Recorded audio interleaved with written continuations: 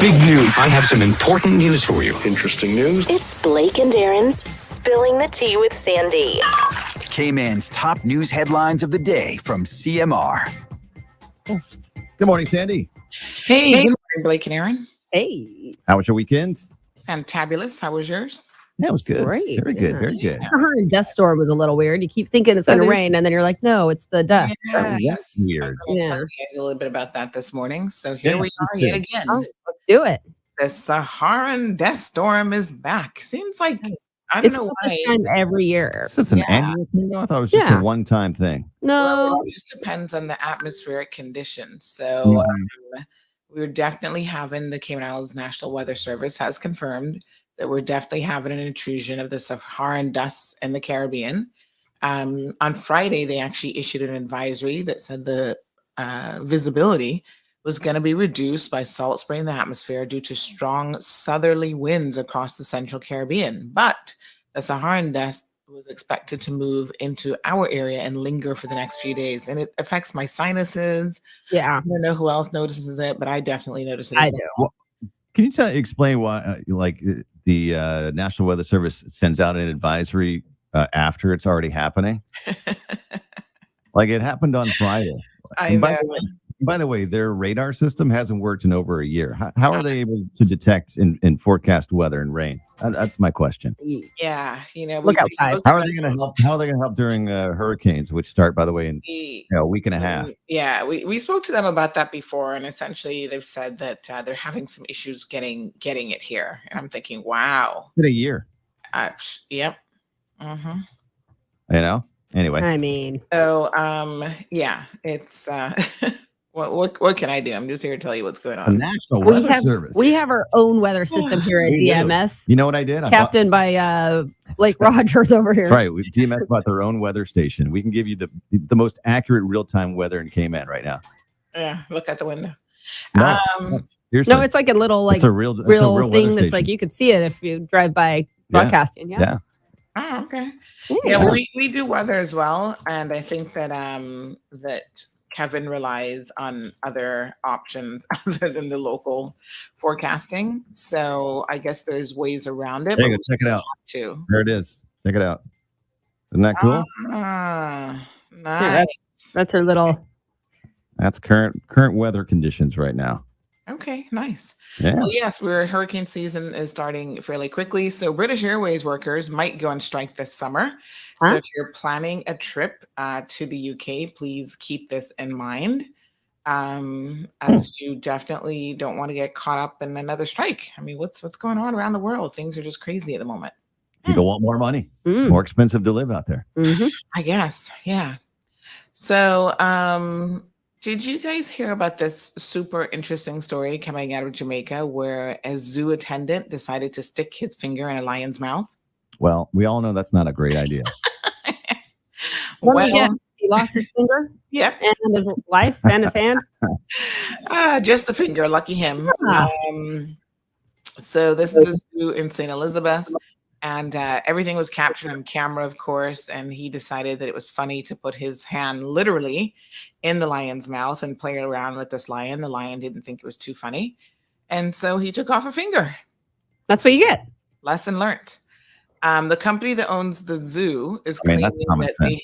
they have the company that owns the zoo is claiming that they have nothing to do with this. They're like, nope, we're not taking any responsibility. He's a subcontractor. Oh, he's been demoted. Oh, man. Yeah, exactly. Also, like now the lion has human blood. It's gonna be like, what was that Val Kilmer movie? Tasty. Where where like all the lions were like eating the people anyway. Okay. I didn't see that one. But Zombie apocalypse.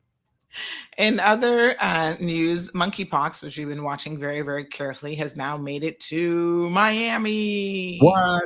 Drum roll. Not I'm good. sorry, it wasn't my fault. I didn't mean to. Wait, here we go. Stand by. Monkeypox has now made it to Miami.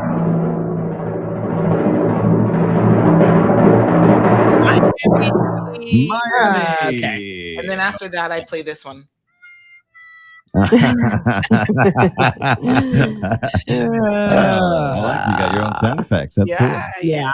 You know, I got my little mini board Hey, here. listen, the government sent out an advisory on Friday. At least they're ahead of the, the health department. Yeah, right. Sent We out were talking about it days before that, but definitely. Mm-hmm.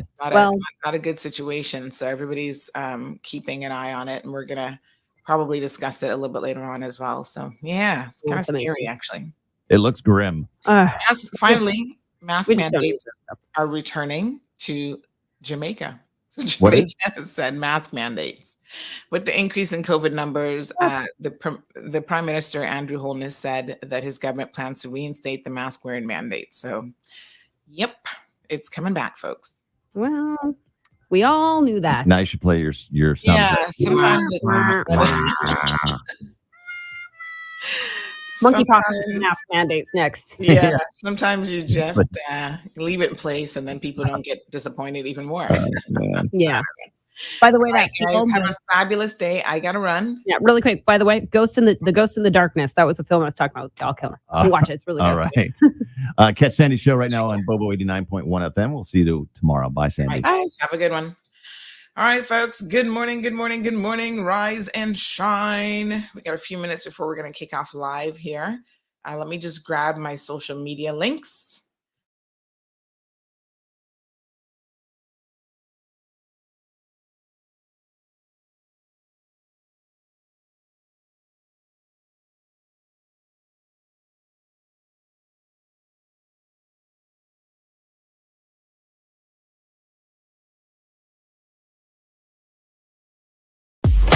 Peppermint, sorrel, ginger, beaver grass, or English. Get it ready. Your morning tea just got hotter. Ooh, honey child. On the cold, hard truth. Bobo 89.1 and Cayman's #1 talk show are bringing you morning talk like no one else. Monday Rewind, Impact Wednesdays, Caribbean Connections, and much more. Don't miss a beat with what's happening in the local community. Just keep sipping your tea. What a mess. Here's your host, live and direct from the Cayman Islands, Sandy Hill.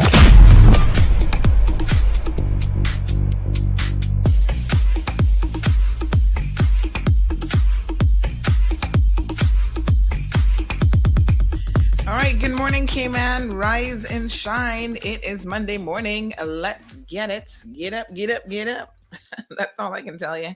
Let me plug in the studio phone because I know we're bound to have some phone calls this morning. We've got some special guests who will be joining us in the studio. Let me just say good morning to one and good morning to all. Hopefully no audio issues this morning, but do let me know how we're sounding on Bobo 89.1 FM, Cayman's #1 radio show, #1 radio station for talk radio. You guys are enjoying the different programs that Bobo 89.1 is offering throughout the day, and also into the weekend. Got lots and lots of news features. So we've got Miss Virtuous who is joining us here. Thank you so much, Miss Vernita, for joining us. We've got Marshall joining us from North Carolina. Diamond Princess is right here in Savannah. Wee Wee is also joining us. Miss Rita, good morning to you. Miss Morna joining us from Prospect. Robert got it locked here on Bobo 89.1 and the cold hard truth. Robert Ebanks, you and I might be some kind of family because 23andMe has informed me that I'm related to a lot of the Ebankses. What do you know? Of course, they're like related to everybody, I think, right? Gina, good morning. Melita is also here, got it locked. And of course, Irvelyn doesn't miss a beat. So good morning to all of you. We're going to be talking this morning, Felicia, good morning, with our guests who are joining us from the Cayman Islands Border Control. Yep, we've got Mr. Charles Clifford, we've got Garfield Wong, and Joel, is it Scott? Let me just make sure I get his full name correct. So they're also going to Joey Scott, my apologies. So Garfield Wong, Joey Scott, and Charles Clifford are all going to be here this morning. We're going to be talking about migration, the Cuban migration situation. So get your questions and comments ready for a guest. They do have limited time. So we're going to kick off. I do see one guest that's in the studio waiting. So we'll give the other two just a little bit maybe a quick minute, and then we'll begin the conversation. So Aliano, good morning to you. Good morning to John. John says, say hello to me. I am here. Yes, John, good morning. And good morning to Aliano, and Siobhan is also here. We have our regular crew that every single morning, they always say good morning, and we try to say good morning back to every single person who takes the time to do so. Just a little bit of manners. You all know Caribbean people, especially Caymanians, believe in having some good manners. So thank you guys so much. You might notice that I'm actually sitting down this morning. Well, maybe you don't, because I don't know that you can see that. But most mornings I stand up to do the show because I figure, well, I've been lying down all night, stand up for a couple hours, get the blood flowing. But I had a little bit of a tummy ache yesterday, and it's kind of still lingering with me. So I just had a little dose of Pepto-Bismol. And you should have seen the expression on my face when I had to drink Pepto-Bismol. Ugh. My daughter's like, you don't like that one? It tastes like candy to me. And I'm like, don't know what kind of candy you like, but Pepto-Bismol is definitely not candy, folks. Good morning to Miss Bonnie Lee, joining us from the beautiful district of East End. Quincy, joining us from Cayman Brac. Kalis Gray, good morning to you. Good morning to Jackie. And Damien, joining us from Little Cayman. So we've got listeners all over the world, already 153 people on the live stream joining us from everywhere. So good morning to Yvette as well. So let's go ahead and jump in with Mr. Charles Clifford. Hopefully we can have the other two guests join us here quickly. So in case you don't know Charles Clifford, aka Chucky, he has a long history of enforcement behind him. He's been in tourism, he was a government minister, and now he's the director of Customs and Border Control.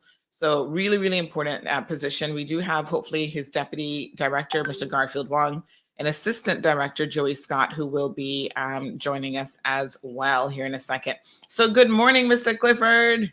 Good morning, Sandra. Good morning to your listeners on Bobo and those watching us on social media.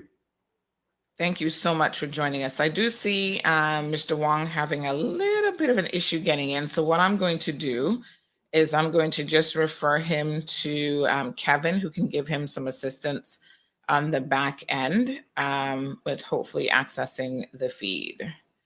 So let's just get you onto Kevin. Just give me 1 second there and we'll get this conversation started. Yeah, normally it's pretty easy. It's just a little link, but sometimes some difficulty. So Magdalene says, drink some, what is this? Angostura bitters in hot water. I don't even know what that is. What is that? Ooh, sounds interesting. I'll have to check that out. Let me know where I can get it, of course. And then, I'm not opposed to drinking anything that's going to settle my stomach. That's for sure. All right, folks, let's get started. So we're going to be talking about Cuban migrants. First of all, Mr. Clifford, thank you so much again for taking the time out of your busy schedule to join the program this morning. Can you give us a brief synopsis on where we're at with the Cuban migrants at the moment? Because it seems like we've had quite an increase in the last maybe 8 to 9 months, but specific to 2022, what are our current figures? So our current figures, Sandra, and good morning to you and your listeners again, and those watching on social media. The current figures are at 173. And as you know, since the beginning of this year, we've had the majority of those migrants arrive in Cayman. So I just wanted to sort of put the discussion in context, if I could just take a few minutes to explain a few things. So I know that some people, and I've listened to some of the questions and read some of the comments online, some people believe that we can take a sort of ad hoc approach to this situation, when in fact we can't, because these issues and how we process and manage migrants are managed through the legal process, and the legal provisions are contained in the Customs and Border Control Act and the Cayman Islands Constitution, of course, under the Bill of Rights. And those two documents essentially ensure our compliance with the International Convention on the Status and Treatment of Refugees. The United Kingdom is a signatory to that treaty, and they have extended the treaty to their overseas territories, all of their British overseas territories, including the Cayman Islands. So we have to comply with that treaty. I've also heard comments that the majority of migrants arriving in the Cayman Islands are economic migrants, and that is true. But in order to determine that, we have to afford them due process. And there's an application process and an assessment process, and then a decision-making process that determines whether they're economic refugees or, in fact, fleeing from political persecution. So unless we put them through that process, we can't make a proper determination as to which category they fall in. And so that takes a little bit of time. I've also heard some comments about, well, why don't we just put the Coast Guard out there and intercept them when they're coming in? Well, and we're happy to take whatever suggestions that the public may have, but it's not quite as simple as that, because even if we put our Coast Guard out there to intercept migrants who are coming in, they still have to bring them to Cayman to process them. So we still have to process them here. And what that would be doing is essentially taking resources away from things that are more important in terms of fighting the drug trade and stopping illegal drugs from coming in. So I say all of that to say that, when migrants arrive here, and I've also heard comments that we should simply turn them back. But the majority of them who are arriving here are arriving on unseaworthy vessels. Many of them are severely dehydrated, and some of them are injured. And we simply can't turn them back in those circumstances. I think if we were to do so, we would be facing the condemnation of a number of international bodies and a number of countries. And I'm sure that there would be interest groups such as Cuban Americans and other Latinos that would boycott the Cayman Islands if we took such an approach, because we would be in breach of our own laws as well as the International Convention on the Treatment of Refugees. So those are just some of the things I wanted to speak to initially. And I've also heard comments online and read some comments about how migrants are treated vis-a-vis Caymanians who are in need. And I just wanted to say that while I understand that is a legitimate discussion for members of the public to have, Customs and Border Control is a department that is responsible for implementing border control policy, and that policy, or those policies, include the management of migrants. So we have other government agencies that deal with the sort of general welfare issues and social issues, but that's not the responsibility of CBC. So I just wanted to make that point. And the final point in terms of sort of my summary of where we are at the moment is that we do have a mass migration contingency plan. And given the current trend of arrivals, we felt that given all the information we have, all the trends that we see in the region, that it was time to activate the mass migration contingency plan, which then makes it a multi-agency approach to how we manage the situation and not just a CBC approach. Because once we get into mass migration, it is simply too much for one agency to handle, and we then require other agencies, such as the police, such as the Public Works Department, the Health Services Authority, a whole slew of government agencies are on board to assist during a mass migration situation. Sandra, you may have seen, and your viewers may have read the most recent press release that we sent out in relation to mass migration and how that is impacting the entire region. So we've seen, for instance, in the Washington Post, where 63,000 Cubans were intercepted at the Mexico-US border in the month of March alone. And many of those Cubans would have tracked up through Honduras and Nicaragua and Mexico, of course, into the United States. And while we're focusing on Cuban migration, this morning we have our fellow overseas territories such as the Turks and Caicos Islands, who are also having struggles, not with Cuban migration, but with migration from Haiti. And we also have similar issues in Jamaica, where they're getting a number of Haitian refugees as well. So this is a regional issue, and we're here to talk about it and to answer whatever questions the public may have. But I just wanted to sort of put the discussion in context at this point. Yes, absolutely. And not only, I mean, regional in the sense that it's impacting, even Miami this morning. I'm reading some headlines that just yesterday, 2 boats actually went into Miami again. One turned over. And, you're talking about the situation with the Haitians again. There's a headline this morning talking about the deadly voyage that people are trying to take from Haiti, where they're risking their lives to try to get to the U.S. if they can. So one person said either you die or you succeed, and that's Haiti's northwest coast spawns migration tied to Florida. So it is a situation not just with the Florida coast, but of course Cuban migrants and others going through California and trying to cross into the Mexican from the Mexican border as well.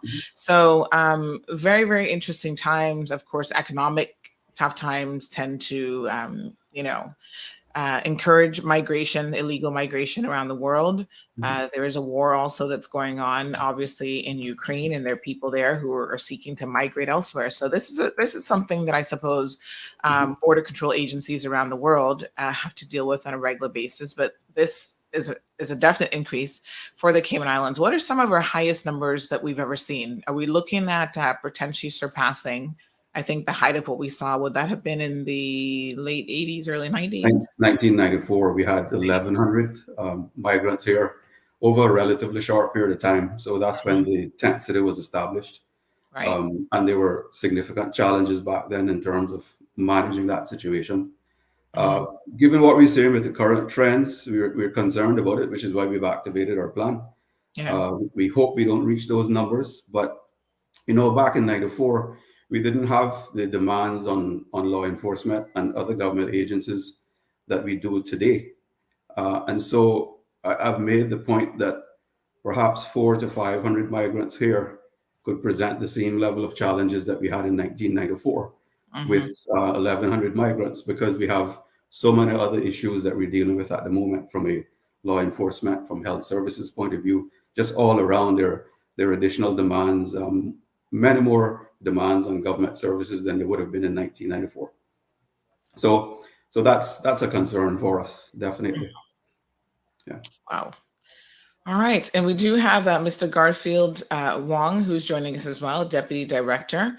Let me go ahead and pull him into the discussion this morning. Good morning, Mr. Garfield. Good morning. How are you? We're good. How are you doing? Good. Wonderful. Morning, sir. We had a little technical difficulty here. That's okay. And guess what? You don't have to put on your mask because we're all virtual. If I could just say that Mr. Wong is in charge of our port operations portfolio, under which our migration management section falls, and Assistant Director Joey Scott, who I think is still trying to get into the studio. He's actually coming up here to join me. So. I see. Okay, so Joey is in charge of our migration management section. So both of these gentlemen will be able to contribute significantly to the discussion this morning. Right. And last week we got some figures that became available on sort of what it's costing us as the Cayman Islands government to, sort of handle the current Cuban migrant situation. Can we get a breakdown with those figures? Because we had a lot of questions here in the program. People saying, well, what does that include?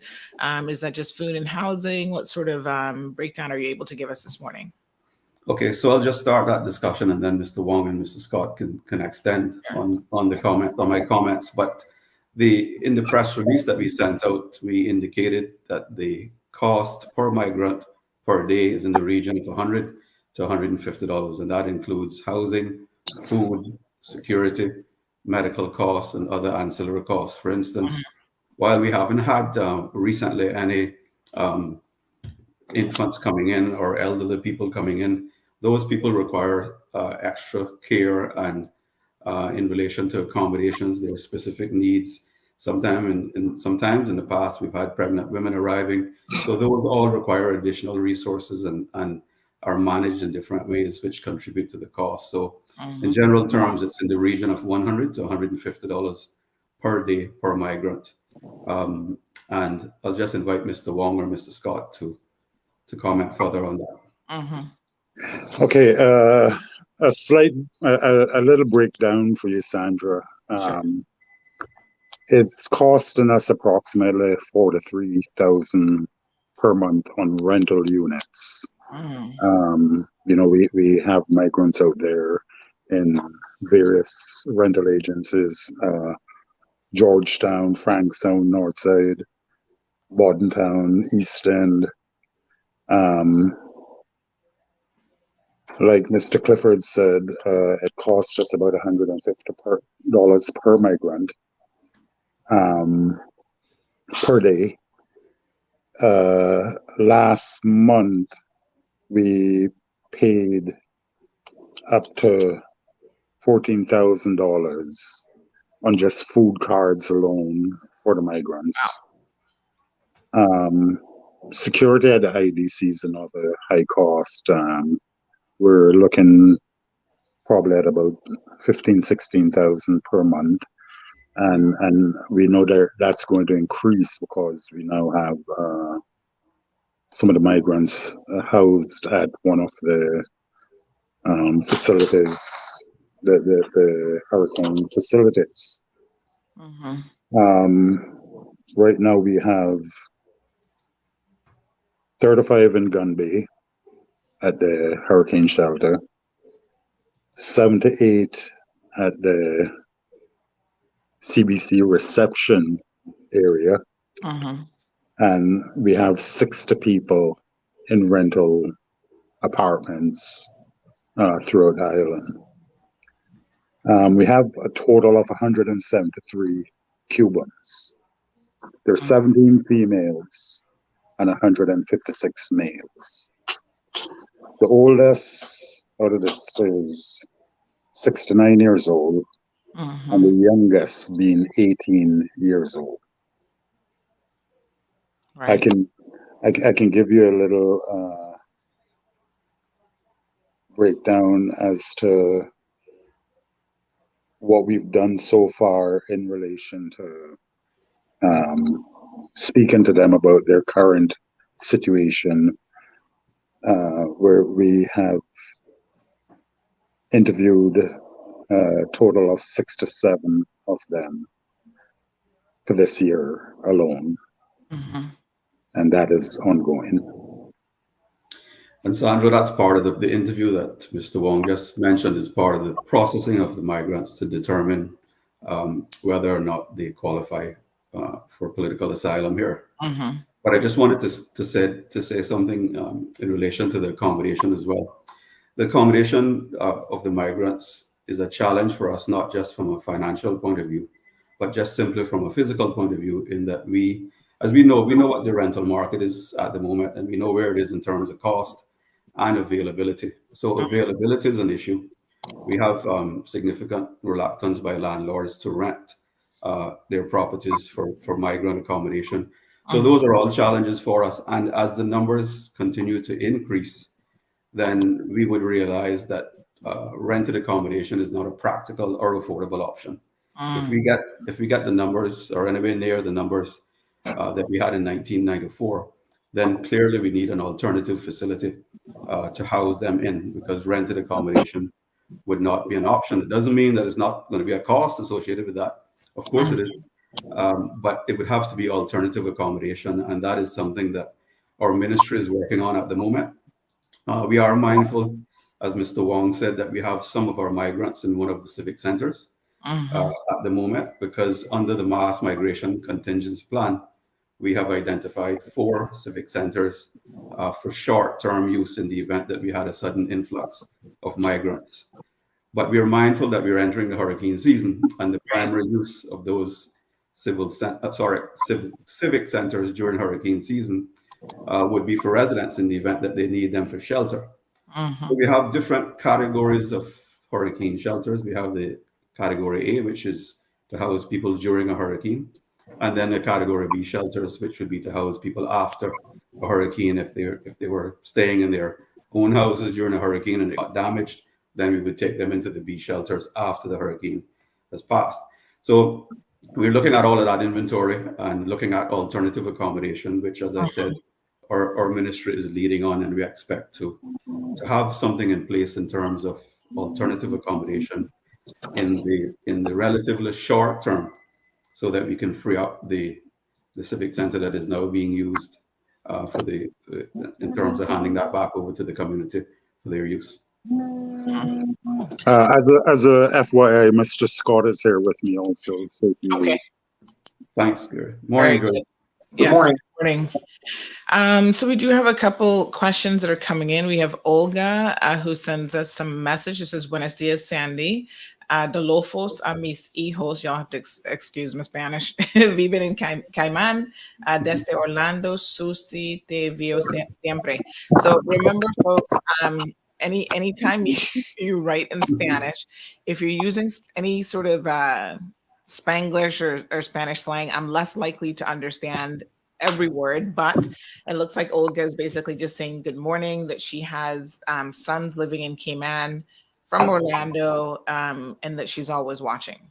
I don't know what the Lofos means exactly, but good morning to Quincy, who sends his greetings. So Damien has a question. He says, even in international waters, this is in relation to what Mr. Clifford was saying this morning.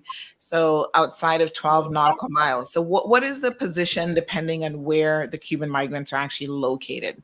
So if they're in international waters, but they're in trouble, do we not have a legal obligation to assist them as well? So first of all, if they're in international waters, we don't have any jurisdiction in those circumstances. If they're in our territorial waters, then we intercept them there, as some people have suggested. As I said earlier, we still have to bring them to Cayman for the processing. So we can't simply return them to Cuba. That's not an option. There are protocols in place. And as I said earlier at the beginning of the discussion, we have legal obligations under our own laws, under our constitution, and under the International Convention on the Status and Treatment of Refugees. So intercepting them within our waters is really not going to help in any way. It's just going to take resources away that we should be deployed, or that should be deployed in other areas on drug interdiction duties.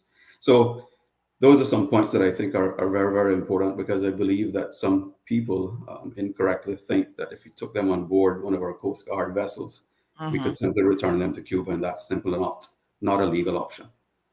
Right. So, folks, the telephone number to join the program with any questions or comments is 936-2626. Again, that's 936-BOBO. Aliano has a question and comment this morning. He says, the theme here is simple, that there's no way to stop them from coming, yes, but when they're here, how are they contained, processed, and how long do they stay in lockdown in the system, eating up the resources, days, months, years? What is the number? So let's just walk through this, because one of the complaints that we've been receiving recently is that Cubans who just arrived on our shores are seen walking around in the district, and people have concerns about that. Are they still quarantining, Mr. Clifford, if they come in because of COVID reasons, or are they here today and they're able to go grocery shopping on their own tomorrow?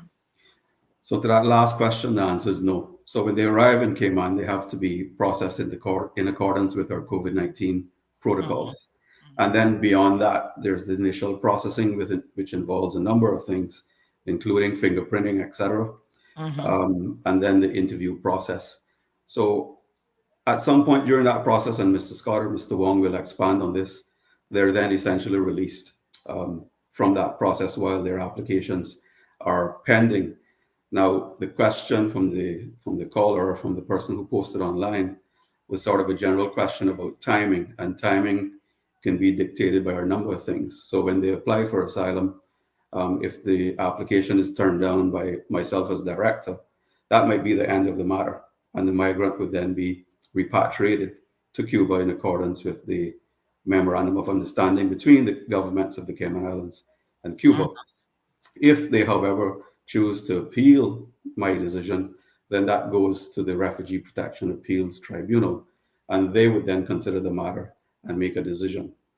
Now, even in that scenario, Sandra, and you would appreciate this, they also have the option, depending on what advice they have, to file for judicial review in the courts of the Cayman Islands. And therein lies the significant delay that happens between the two-tier appeal process and getting a final determination on their application. It can take a significant amount of time. So I say all of that to say that it could vary from a relatively short period of time where the person is not appealing to a much longer period of time where they're going through the appeal process. But in relation to sort of the other details about the processing, I'd invite Mr. Wong and Mr. Scott to to expand on my comments in that All way. right. So looks like we're looking at a window, so I'm not quite sure if they're still with us. Can you guys hear us okay? Yes, we're still here. Okay. I think that you might just have to, because both of you are trying to use a camera, it looks like it's in vertical mode. You might just have to focus on one person for now. Or there you go. All right. We're still not seeing you, but just move it over and we can probably see you. Yeah, keep in that rotation. That's good. So, all right, we're getting there. There All right. We can see you now. A little bit. We can Our volume has gone down though. I'm not sure what happened. No, we can hear you perfectly fine. So we were just discussing a little bit of the processing of what occurs. So of course, Mr. Clifford was explaining to our listeners that it's one of those things where it really is a case by case basis because it does depend. Mr. Wong? Sandra, we can barely hear you. Let me just see her.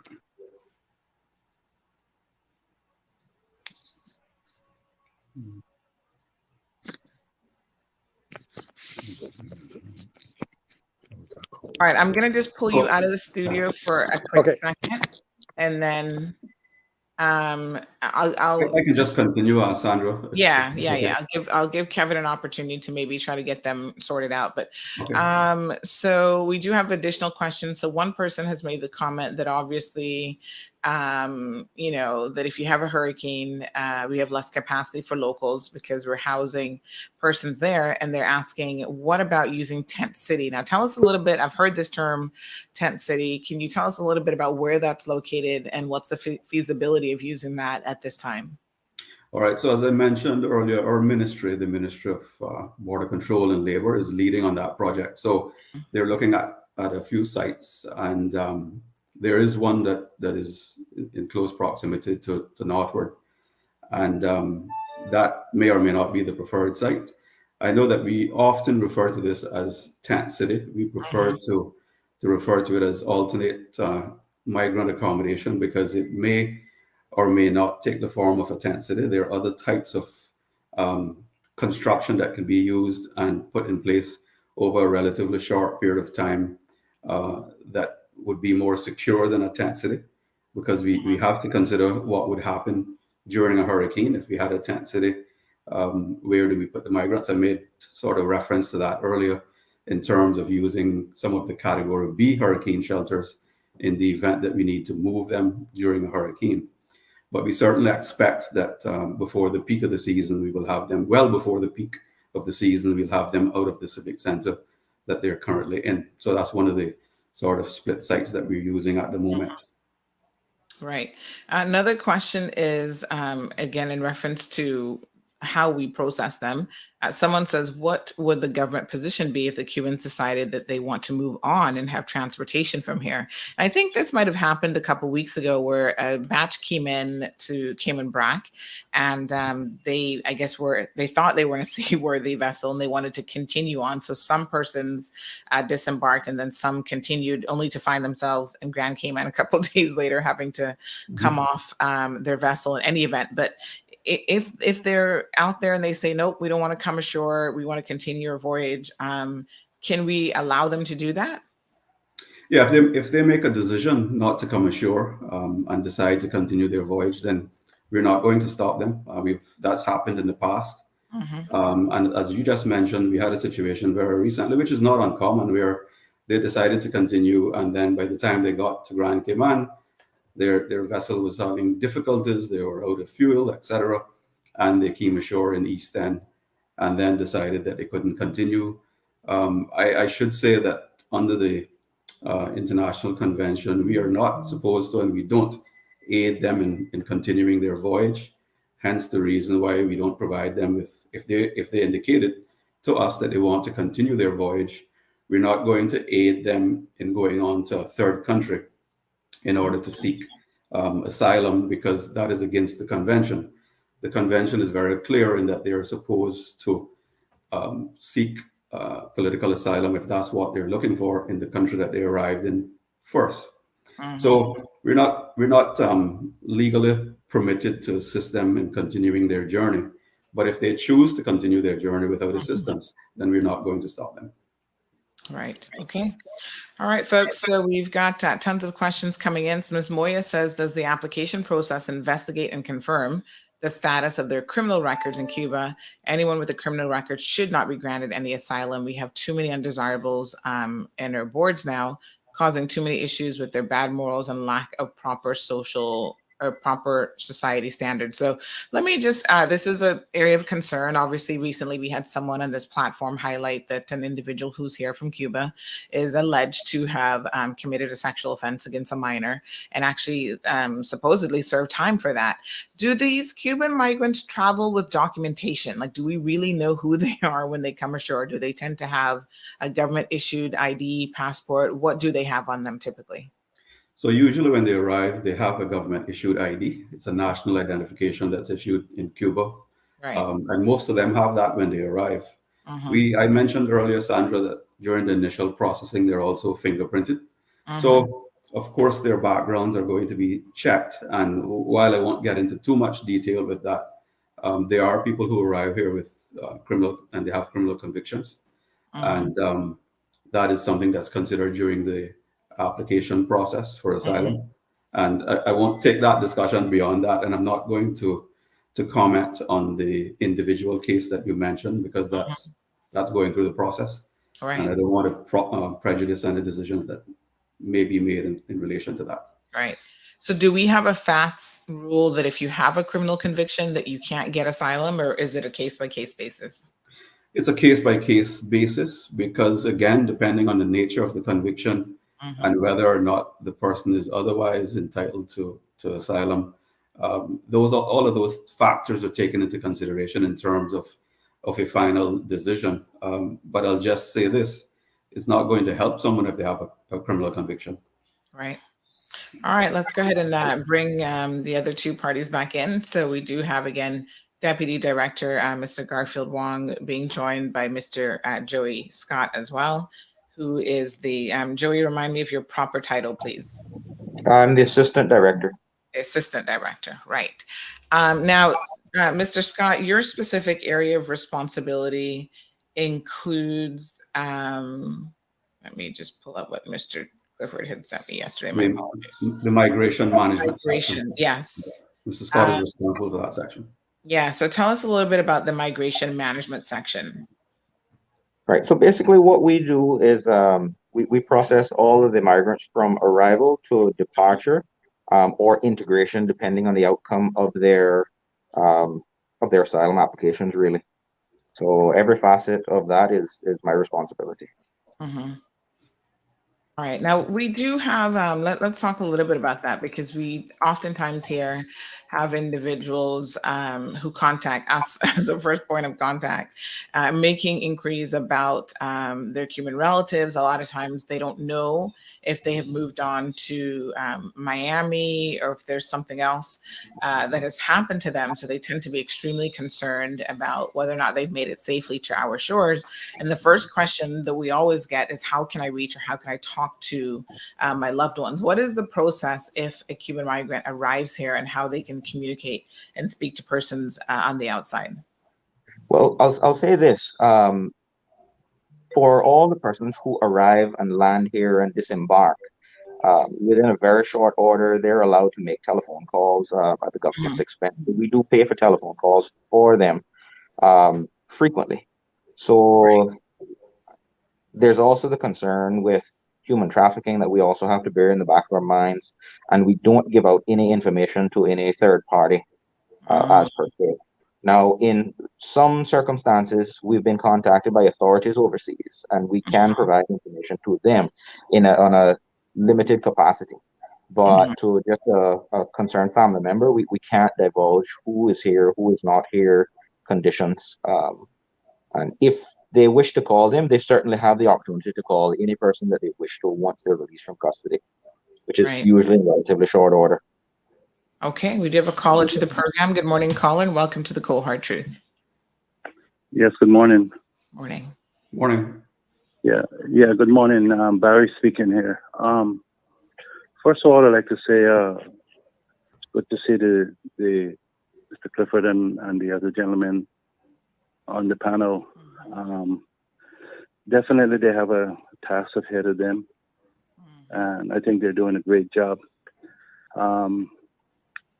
Nevertheless, I think the biggest problem that we have today is, as we know about the U.S. border, the actual fiasco, self-inflicted situation over there.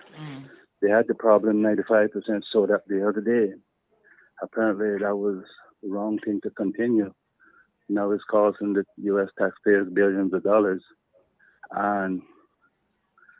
and I think that is also contributing to the ongoing problem. As you know, right now, you actually have people, countries now actually entering some of their prisons, because now you can illegal enter the United States with the help of the U.S. government, and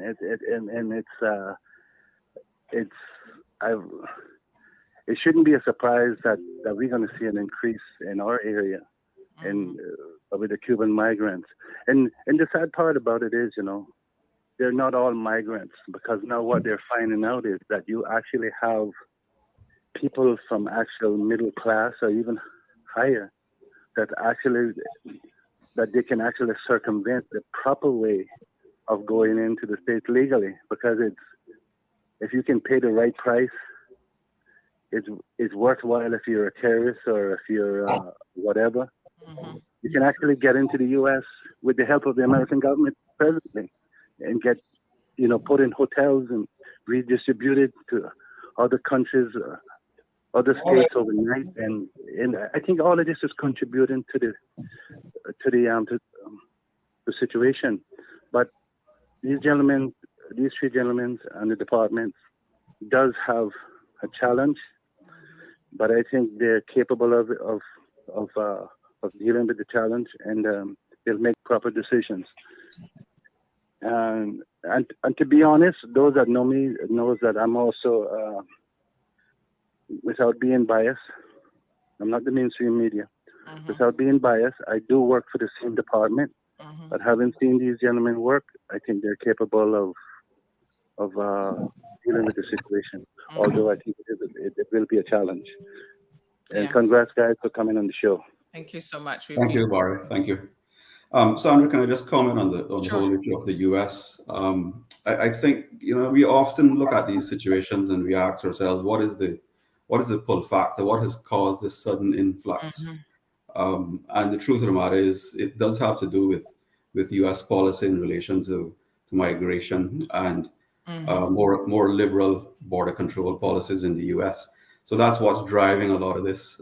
That's what's driving the migration, not just from Cuba, but from other countries. Because when you see the nationalities that are going across the U.S. border from Mexico, it's not just Cubans. There are people from around the world, from all over the world, from Eastern Europe and all over. So this is definitely one of the issues that's driving the current trend. So when we look at it, and we look at it from an intelligence point of view, we believe that the trend is likely to continue at least for the next several months. Well, I mean, the interesting thing about it is probably one key factor other than COVID and the economy is that Nicaragua has actually opened up. Not so much what the U.S. has done, but Nicaragua has, for example, allowed Cuban migrants to enter into their country without the necessity to even have a visa. So they're now using that as, a transport point to cut off going through, what would otherwise be very dangerous jungle territory in order to try to get into the U.S. Illegally.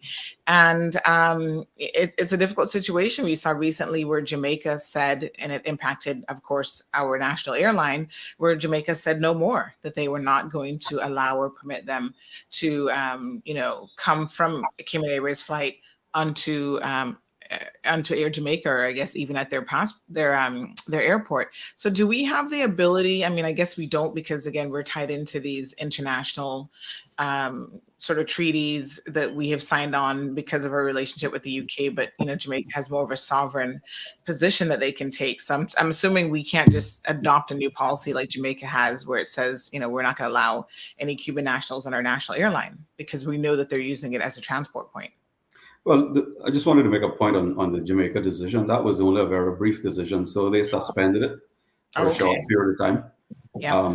And it has continued. I think they may have suspended that option for about a week or two, but it has resumed because the Cubans who are transiting from Cayman to Jamaica and then on to Nicaragua are doing so on commercial airlines. It's considered legitimate travel, and Jamaica decided that it would continue. So, I mean, what you mentioned in relation to the Nicaragua situation and the lifting of the visa requirement there for Cuban nationals, that has certainly contributed as well to the migration issue from Cuba going into the U.S.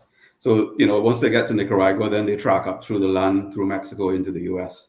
So those are all contributing factors that we're looking at. And when you consider all of that, you realize that these are things that are outside of our control. And so when they arrive here on our shores, we have to manage them, as I said, in accordance with our laws, our constitution, and the International Convention on Refugees.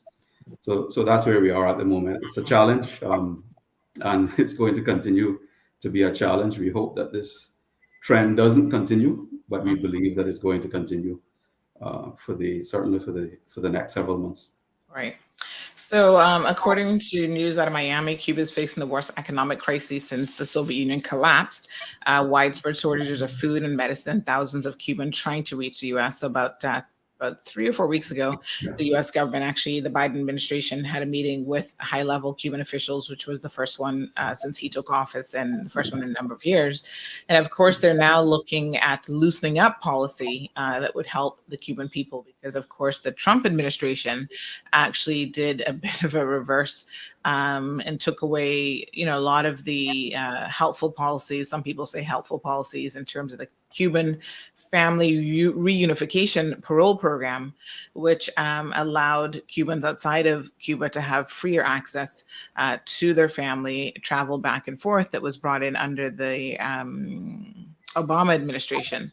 So, the Trump administration did away with that and made travel to Cuba a lot more difficult. So now we understand that as of May the 17th, so just about a week or so ago, the Biden administration is actually restoring flights to Cuba cities other than Havana and reestablishing that family reunification program, which had been suspended for years. So this comes after, again, a review of, U.S. policy towards Cuba, and this meeting that was held several weeks ago with high-level administrators and the Cuban government. So very, very interesting. I guess we'll see more changes to come. And, the country has been in a state of, Cuba, that is, in a state of turmoil for quite some time now because of COVID and other economic concerns. So Moya is asking about why we allow them to freely roam. So this is one of those things. They used to have what do we call them? The tracking devices. Is it the case that they no longer tracked in any way once they've been initially processed? Right. So I'm going to ask Mr. Scott and Mr. Wong to comment on this. But yeah, you're correct. So initially, we would attach the electronic monitors to them. Over time, we had legal advice on that matter because that too was challenged. And because they are no longer in legal custody at that point, having been processed and assessed, and their applications are pending at that stage, we had to remove the monitors. It is something that we're looking at because I think there are a number of internal policies that we may be able to improve in relation to the management of migrants, and that's one of them. But I'd invite Mr. Scott in particular if he'd like to comment on that issue. Yes, absolutely. Mr. Clifford said it perfectly. Based on legal advice we received we had to amend the policy at the time. So at present, we no longer electronically monitor the migrants, and that was based off a constitutional challenge. We do still have some checks and balances. So the Cubans are temporarily admitted, which is a legal process that allows them to be in the island without being landed. Uh, and they do have check-in times that they have to come and check in with us. So we have to basically sign them in and sign them back out again, and they're free to go after that. So Sandra, it's important to note that the migrants are not prisoners. If they commit a criminal offense in Cayman, they may become a prisoner. But during this processing, they're not considered prisoners. So they can't be managed in the same way that prisoners are managed. So while I know that that has often been a point of contention, that is the legal position. So. We're going to have to depart soon, Sandra, and we're trying to be as flexible as we can with our time. But I just wanted to make sure that my other colleagues has had an opportunity to comment on all of the issues that they wanted to raise, because I don't want to dominate the whole program. Yes, and we'll definitely have to have them back. One other critical question is, are they permitted to work? Mr. Scott, I'll ask you or Mr. Wong to answer that one. Definitely not, Sandra. They're here as migrants. They landed illegally. They're not landed, so they're not able to work. So if anyone, and we've heard this complaint, if anyone knows of Cubans that are out there working, we've heard of vehicles going and picking them up in a group and taking them to work sites, construction and otherwise, that is something that should be reported to your enforcement unit? Yeah, that is correct. Yeah, it certainly should be. And we should also make the point here, Sandra, that it is illegal to employ a migrant in Cayman. So the individuals who are employing them need to understand that they're committing a criminal offense as well. That's an important point, because if they're doing that, then clearly that individual, that migrant, is taking a job that Caymanian could be doing. So everyone needs to be aware of that, and that there are consequences for committing those offenses. All right. So good morning, Damaris. Miss Emma says no one can do this in their own country, not just us. Thank God that Caymanians can migrate anytime, pretty much to anywhere, without having to do so under refugee status. Many places take 6 or more years to process their immigrants. I would love to see the figures when it comes to Caymanians who migrated to England, looking the same thing as the Cubans, a better life. So very interesting perspective. So Damien is asking, are they allowed to receive financial support from family through Western Union or MoneyGram, etc.? So I'm assuming that once they're here, I'm guessing they can receive money from people, but oftentimes they're leaving family behind that probably are looking for them to send money back home, not the other way around, unless they have family like in the US or something. Mr. Scott or Mr. Wong, you can take that question. Yes, absolutely, Sandra. They're allowed. There's nothing wrong with them or illegal for them to receive funding from anywhere. In fact, I would dare say that we would encourage funding for them. So what we use basically to determine whether or not we fund a refugee or an asylum seeker is whether or not they can afford to sustain themselves. Now, we've had a number of applicants from outside of Cuba who the government has not supported, simply because they were able to sustain themselves financially. Now, of course, Cuba is not the most abundantly wealthy country in the world, specifically the migrants that we see coming. But a lot of them, and I mean a significant number, do have financially capable relatives, particularly from the US. So that's an interesting point. But yes, there's nothing illegal about that. Okay. All right, folks. So they're able to receive assistance if it is available to them. Let me just see what other questions we have that have been coming in. Sandra, while you're looking at your questions, I just wanted to add, because I know we spoke earlier on in the program about the condition of the vessels and that many of them are unseaworthy, the migrants. often arrive dehydrated and sometimes injured. I want to also say that based on our intelligence sources, we know that some of the migrants never make it here. Many of them never make it to land once they depart Cuba. And we know that many of them have perished at sea.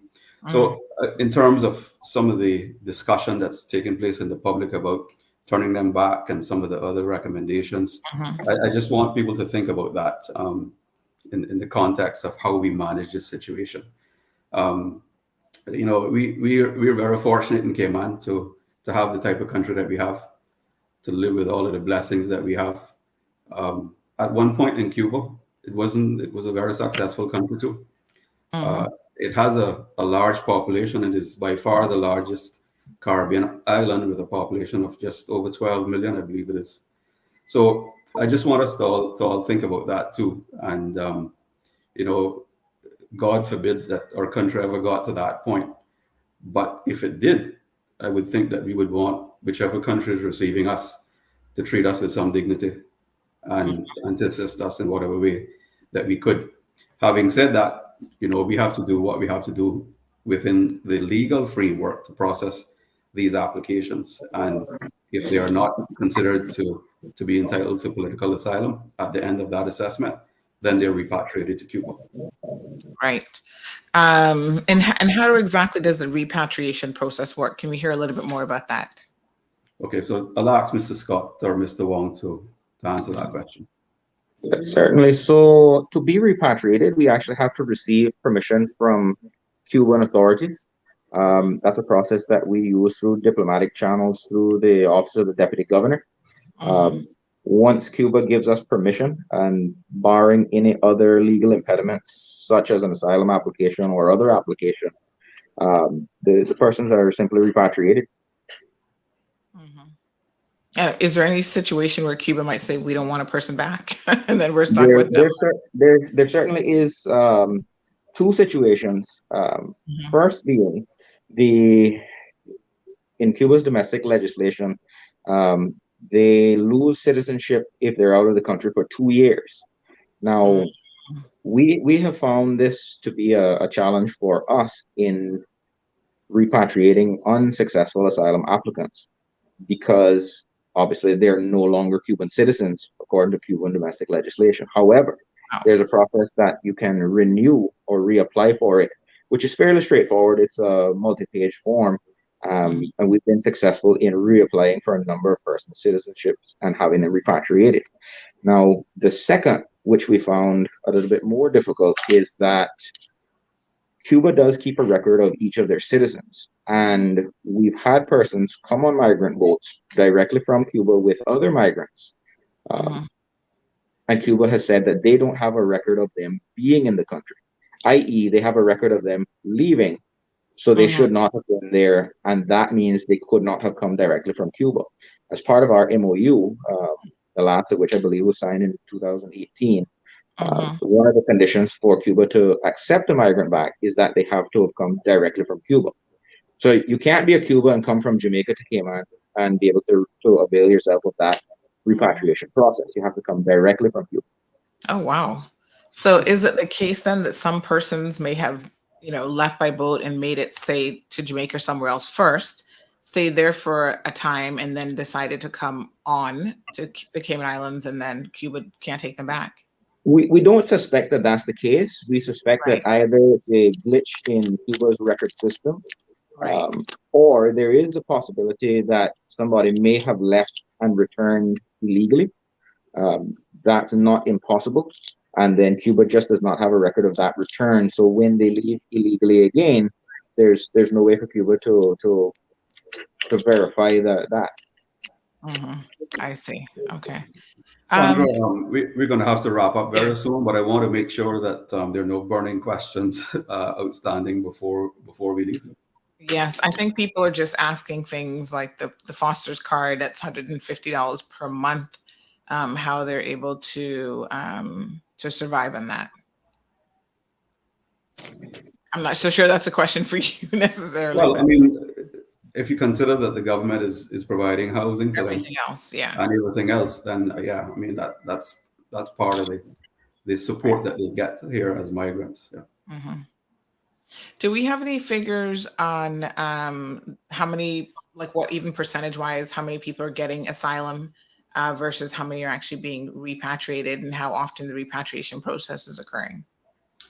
What I'll say is that the majority of migrants arriving here have been assessed as, so far anyway, have been assessed as economic migrants, Hmm. and therefore they were not granted political asylum. I don't have the actual percentages. I don't know if Mr. Scott does, but I can tell you that most of them are economic migrants. Okay. All right. Perhaps we can get that information just as a follow up by email. Well, thank you, gentlemen, so much. We know that you guys are extremely busy keeping this country safe and keeping our borders safe. We did see some other questions coming in, not pertaining specifically to the Cuban situation, but duty and other things. So perhaps we can have you guys back on at some point to talk about some of those other aspects Sure. of border control. So thank you very much, Sandra, on behalf of me and my team. And I want to thank your listeners and those watching on social media for all of their questions and comments. We hope we've been able to answer most of them. And at some point, we'll return to the program. We can talk about other CBC-related issues, such as duty and other matters. Yep, absolutely. Okay. All right, gentlemen, thank you very much. We appreciate it. Thank you, Sandra. Thank you. All right, have a good day. All right, folks. So again, our guest joining us from CBC this morning to talk a little bit about the Cuban migrant situation. This is a developing situation every single day. We sort of see, people coming in and different aspects of it. It's so interesting how our perspective, and I'm glad that our guests remind us of how incredibly fortunate we are living here in the Cayman Islands, one of the best places in the world to live. And if you've never faced the necessity of having to be a migrant or having to, want to live somewhere else other than your own home country, consider yourself extremely lucky. I know a lot of people sit back and they complain about, life in the Cayman Islands being what it is and being so incredibly tough. Some have opted to move to the UK, for example. But guess what? You guys still have the choice. You've got a passport that allows you to move to the UK. And many of you moved to the UK and you're relying on social assistance over there and government assistance. And thank God that, again, that's an option because we are an overseas territory. People such as the Cubans don't have that option. They're either living in Cuba as a Cuban or they're trying to go somewhere else, often illegally. And it doesn't mean that they're not good people. It certainly does not mean that they're not, even qualified for assistance from family members overseas, but trying to change their immigration status where they can go and have more or better opportunities is very, very challenging. So I think an amount of gratitude for what we have and understanding of the fact that other people simply do not have those options available to them. It's a real eye opener. Will certainly, I think, be humbling to all of us. So just continuing with your comments, Mr. Amelia says, why can this be done here? And we Caymanians can't get this in their country. So I need a little bit of clarification about what can be done.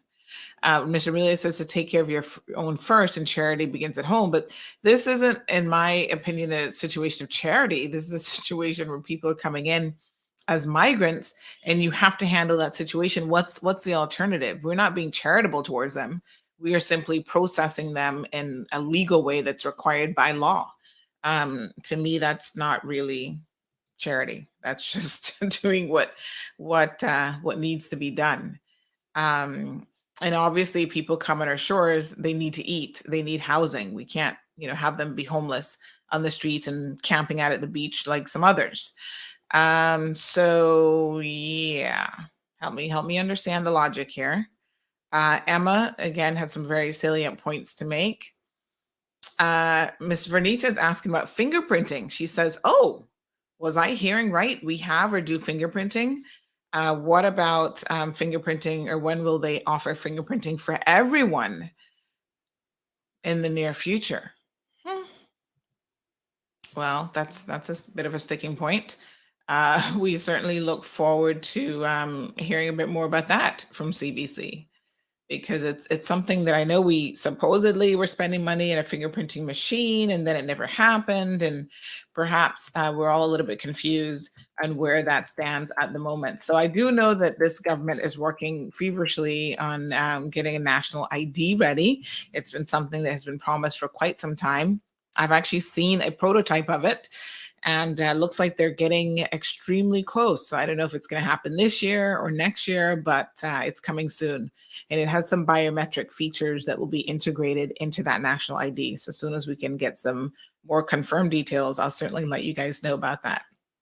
So KK, good morning. She was asking about baby milk being duty free, such as Nido. So I think a lot of these items, remember this current government has actually lifted the duty on a number of items, including baby products or baby food, sanitary products for women, and others. So I'd have to go back into my archives, but I do know for sure that there was a list of quite a few items that were made duty free. So yes, I think you should find that they are duty free. Let's see if I can just find that article.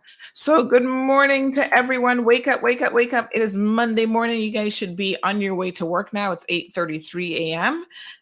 Damon says, yes, that's duty free, and it's been so for quite some time. KK says DHL is still charging when items are brought in. So I'm rechecking.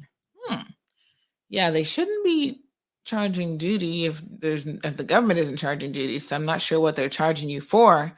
A lot of these companies do have, they're charging you all sorts of other stuff, but I don't know that it's necessarily duty. So just double check and ensure that that's correct.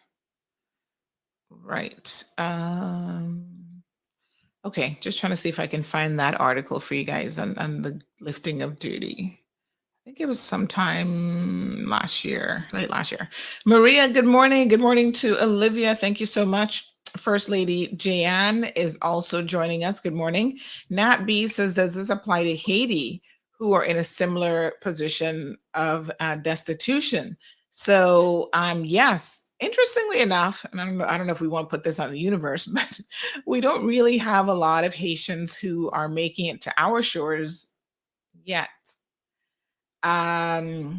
But again, the Miami Herald headlines this morning include the fact that the situation with the Cuban, with the Haitian migrants as being very, very desperate. We actually have a good connection with.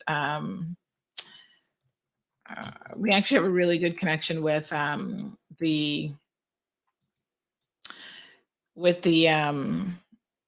the correspondent writer who covers Haitian news. Her name is Jacqueline Charles out of Miami, and she actually does a lot of the writing for all of the Cuban news, essentially. Not Cuban, sorry, my apologies, the Haitian news. And so we could probably touch bases with her and see if she wants to come on the show and kind of give us an update on what's going on in relation to that. But here's a title. It says, Haiti's northwest coast spawns migration tied to Florida. Desperate Haitians take to the sea. They turn to voodoo to help guide their journeys.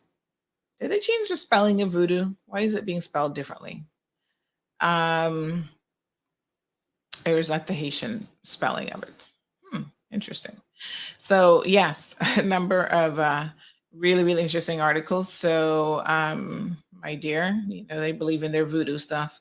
So here we have 356 Haitians returning towards Florida, battling 6-foot waves in the open seas. 60-year-old former sailor got a free seat because of his navigation and recruitment skills. So again, this is a story that was recently placed on May the 22nd, which was just yesterday. It was updated. So such an interesting situation that they're relying on, I guess, what they think will be a surefire way to get into the U.S. Here's another headline. Advocates don't know where Haitian refugees who arrive in the U.S. on boats end up. Okay, interesting. So, Miami is a transport point, folks, for a lot of migrants. More than 1,400 have made it to the United States by boat since last October. This is according to a Miami Herald article, again, that was updated yesterday on the 22nd. The majority of them landing in Puerto Rico. But what happened to the migrants after they've been taken into U.S. custody is often a mystery, says immigration advocates. So, according to Randy McGroarty, who's the executive director of the Miami-based Catholic Legal Services, he says that we don't know where they are. Okay. They provide free legal services to undocumented Haitians and other recent arrivals. And he says we can't know the trends because we don't know where they are. So Customs in the U.S. has apprehended some 793 Haitian migrants in Puerto Rico and 657 migrants in Florida since October. And it appears that I guess the U.S. government doesn't tell them what then happens. So this person goes on to say that many family members are calling us trying to get help locating their loved ones. And essentially, they simply don't know where they have been placed. What a mess. So the Department of Homeland Security losing people. Go figure. So there's that. The Havana Times 17 hours ago did a whole article called The Great Exodus. Again, Cuba. So migrants leaving. So this is an 8-part series under the title of Cuba, the Island in Flight. So, we sort of, I know a lot of people have an opinion that, they're not trying to come to Cayman. And I maintain my position. And I think, we could have asked this of CBC this morning, but it appears that they're trying to go anywhere but Cuba. So if that means, coming to the Cayman Islands or the US or other places, this is definitely a point of entry that they are interested in. So this article says that Cuba has become a country on the run, and the current migratory exodus continues to autonomize the nation, the nation, spreading its human capital and its traditions throughout the planet. And a lot of people are trying to leave. We even had a physician who reached out to us recently, and he wants to leave the country as well. And he was willing to get in one of these boats. And we told him in no uncertain terms that would mean repatriation back to his own country. So, it's an unfortunate situation. And, whilst a lot of people seek to blame other countries for the migration woes in Cuba, and I suppose you could try to, put some blame on the shoulder of the U.S., the truth of the matter is the Cuban government has to take some responsibility for this mass migration. But quite honestly, I guess they're unbothered. Here's another article. Tourists are returning to Cuba, but is it enough for the island's economy? So, the economy has really, really taken a hit, folks. And with that comes the desire to want to leave. So KK says enough of them are looking for jobs. And Nilser is speaking about the $150 Foster's card. And again, Nilser, I'm glad that the head of the CBC put that in context, because keep in mind, if someone gives you $150 Foster's card, but you don't have any other financial obligations, it's not a whole lot of money, but it's still better than what you were getting in Cuba, is it not? Just saying. Be grateful. Vernita says, I pray for all the good frontline workers who do all the great work that they're doing with limited resources. I'm sure they appreciate that. So Chantel says, no way you can live here without a job. How do they survive in Cayman? Well, Chantel, they're getting pretty much everything paid for. So they're getting housing, medical, everything else. And the food card is one of the additional benefits that they get. They also get, phone cards. So the ability to call people as well.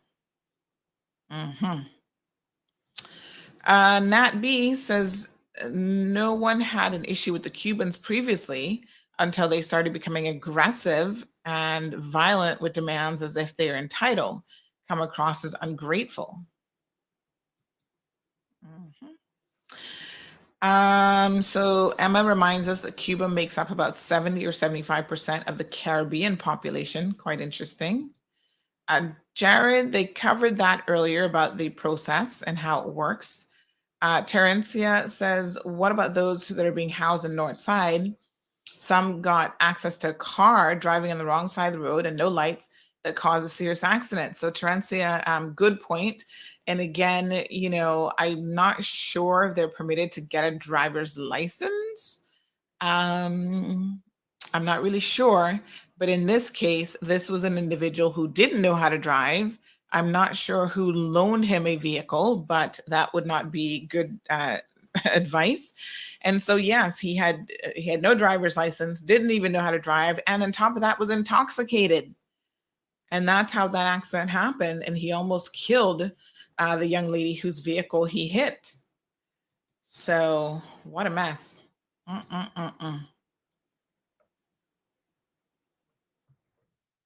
right.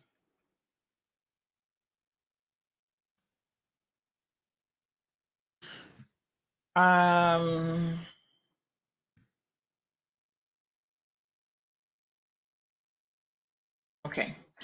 All right, very good. Thank you guys so much. Kimmy says, good morning. You're off air. Yes, thank you. I did not realize that I was off air, but I did see a message. That's why I've got to keep an eye sometimes on the WhatsApp messages that I needed to reconnect. So it looks like our feed had somehow dropped. So thank you for letting us know. Okay. Thank you, Anya. Bonnie says in England, people are able to get a good education to better themselves for face life head on. I'm not sure what that means. So let's be very, very clear, folks. Even in the UK, they're having migration issues. And, you know, a lot of UK citizens don't want y'all coming over there. They said they've had enough of people migrating from all over the world.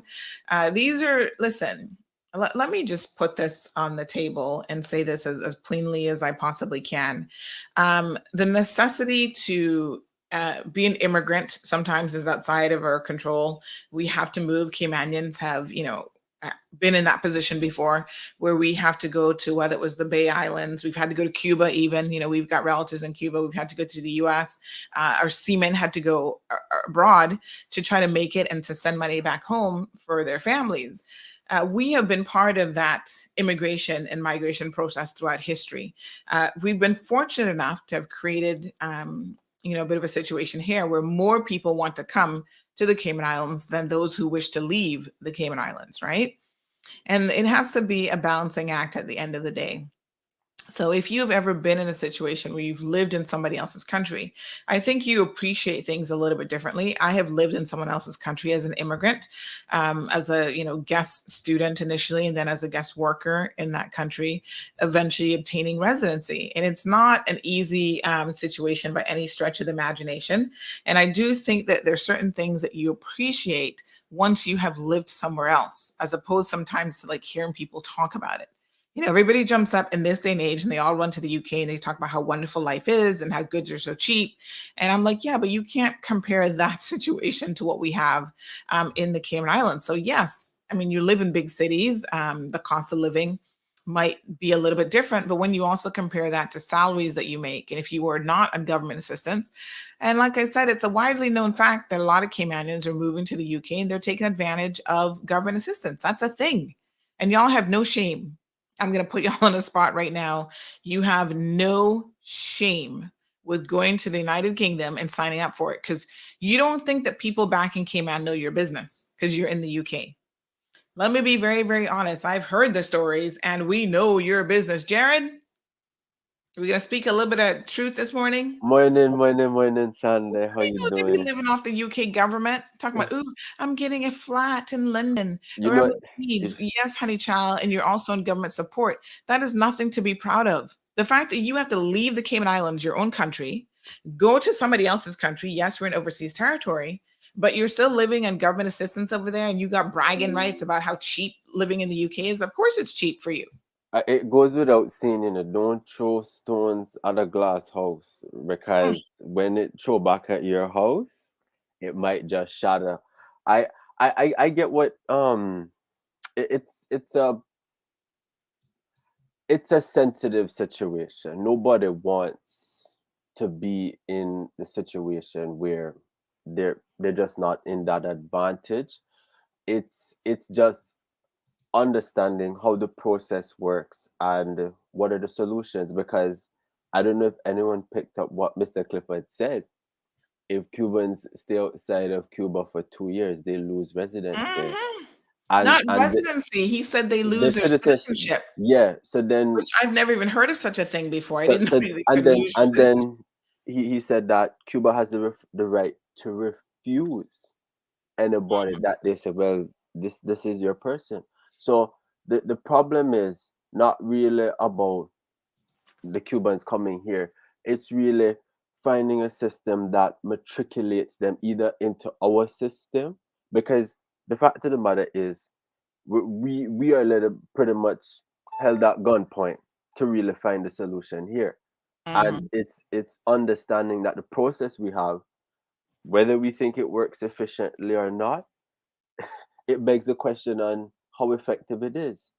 Because I would take the two issues on why is it taking so long to process the applicant. He mentioned that judicial review and them having the ability to appeal, but they're still not being matriculated into the system, and that is the problem. Because if we're not being allowed to send them back, we can't. That will just be an inevitable taxpayer cost that we have to pay. So either the government comes up with a thing to say, okay, well, sir, if you stay here, we let you stay here, but this is what you got to do, right? Because I know I live in Canada, I got to play by the rules up here. But what I'm saying is that having a inept processing system doesn't help the Cubans and it doesn't help Caymanians. And what we're looking for is what are we going to do to help them into our system? Because Caymanians have a culture, right? We have to say, okay, this is what we're about. So if what I'm saying is that the issue still remains. The processing system is still slow, and the judicial review, I don't know what's going on, but what's the solution? And this is you when you think the elected officials that you elect to problem solve would actually use those good big old degrees that they have to solve the problem. But the process, again, it's not simple. To put in a legislation, to put in an act, takes support. It takes certain things. So Well, Marshall says Cuba is a big country. Not sure if the government can control the amount of people leaving. He also says that the voodoo doesn't appear to be helping the Haitians. Didn't a boatload capsize and most of them drowned a few months ago? Yes. I mean, listen, folks, this is a very dangerous voyage, whether you're leaving from Cuba or from Haiti, going anywhere, because a lot of these vessels are not really considered seaworthy. And so they are taking a substantial chance with their lives. I think that alone speaks to the level of desperation. And so make no bones about it. They are desperate to leave, and they're desperate to go absolutely anywhere. And what CBC failed to mention is that the Turks and Caicos Islands are having a hard time with people. It's not CBC's responsibility to say what happened in Turks and Caicos, but I know what happened in Turks and Caicos. It is not easy. It is not easy. So make no bones about it. If you don't run the thing right, it could be a looming problem. And as he alluded to, where he is trying to abate that, because 1100 in 1994 might have, it was a big deal, yeah, but with all the resources that we have and things that are being distributed, and we're going into hurricane season, it is not an easy thing. So it's what's the solution at the end of the day? So 19 hours ago, Cuban migrants swarmed to safety after a boat overturns near the Golden Beach shoreline. And these are just some of the headlines that are, again, trending this morning. So 6 migrants from Cuba went ashore, and this is Golden Beach. I believe that's somewhere in Florida in Broward County. So there's that. And, I'm going to show you guys, those of you who are watching the live stream, so you can get an appreciation of what these individuals are traversing on. Have a look at this vessel. Look at that. 6 people on that boat. Mount Sinai has the Let's see only if we Ivy can- League orthopedics program in South. We'll listen to this after this commercial. But yeah, I mean, this is just absolutely crazy. That boat looks like it can barely hold 2 people on a good day. And certainly not for that type of a journey.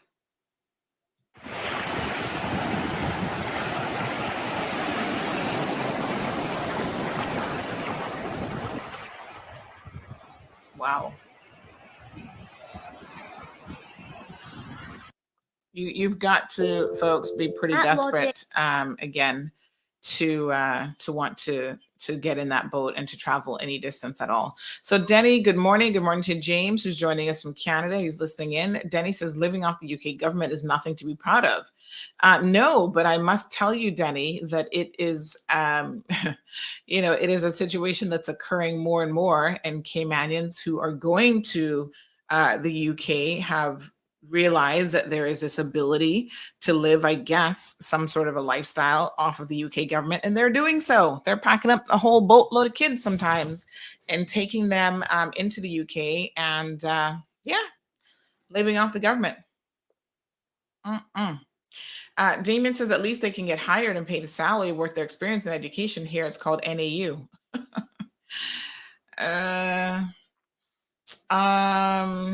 So Michael says, I don't think Jared is right about Cubans losing citizenship, as under international law, it's illegal to make someone stateless. Well, I didn't Michael, say- he didn't say it. The Director of CBC, Border Control, Mr. Charles Clifford, was it him or Joey that said it? I think it was Mr. Clifford that said that essentially after 2 years being outside of the country, a Cuban loses their actual citizenship. Yeah. So that's Cuban law. So we might not like it, but it is what it is. And again, this is where I say that the Cuban government is clearly part of the problem, right? Because they don't care, and they have policies in place that demonstrate that they do not care about their own people. And what are we going to do? Who's going to force Cuba's hand to care about their own people? They've been under an embargo for so long that they just are unbothered completely. So the Cuban people themselves at some point need to make that decision. Not that they get to really vote for people per se, but I think at some point the Cuban people need to stand up for themselves and realize that the solution isn't a mass exodus from Cuba. It's probably trying to fix things at home, which may mean a change of government.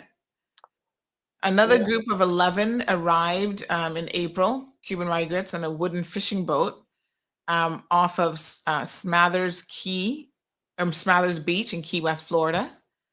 So they were taken into custody and were medically screened. So again, folks, this is an ongoing situation that's happening not just to us here in the Cayman Islands, but around the world. Some 77,000 Cubans just this year alone have already arrived on U.S. shores. So, yeah. What a mess. So you can imagine that you leave Cuba for 2 years and they strip you of your citizenship. It's just crazy. Wow, just unbelievable. So they certainly are not making it any easier on their people. So this is another video that we're playing here in the background. So Bonnie says a lot of Caymanians are there living off of the government. Thank God a lot families there rent their own apartments, work 2 jobs, and same time doing courses online, also offer their time to help others. These are people moving to the UK. Dean Chalette says, why isn't the international treaty with regard to the Cubans foot fund some of the bill to allocate a budget to take care of the migrants? Who were you expecting to foot the bill? I'm not really sure, Dean, who's going to foot the bill, but so Marshall agrees that it's a long journey and people are just desperate to leave Cuba in that little boat. Without a doubt.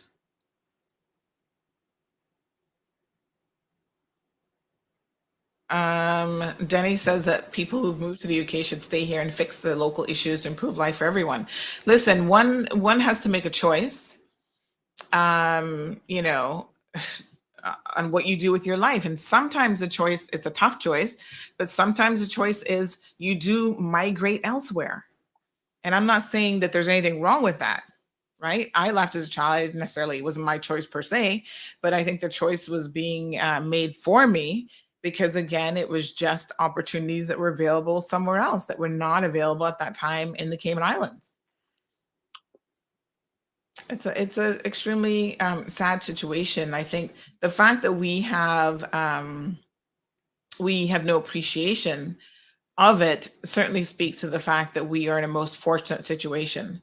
So again, Cubans continue to cross the southern border in record numbers, numbers that they've not seen in the US since the 1980s. So if that puts anything in context and gives you an idea of how desperate the situation is in Cuba, you know, it's really something.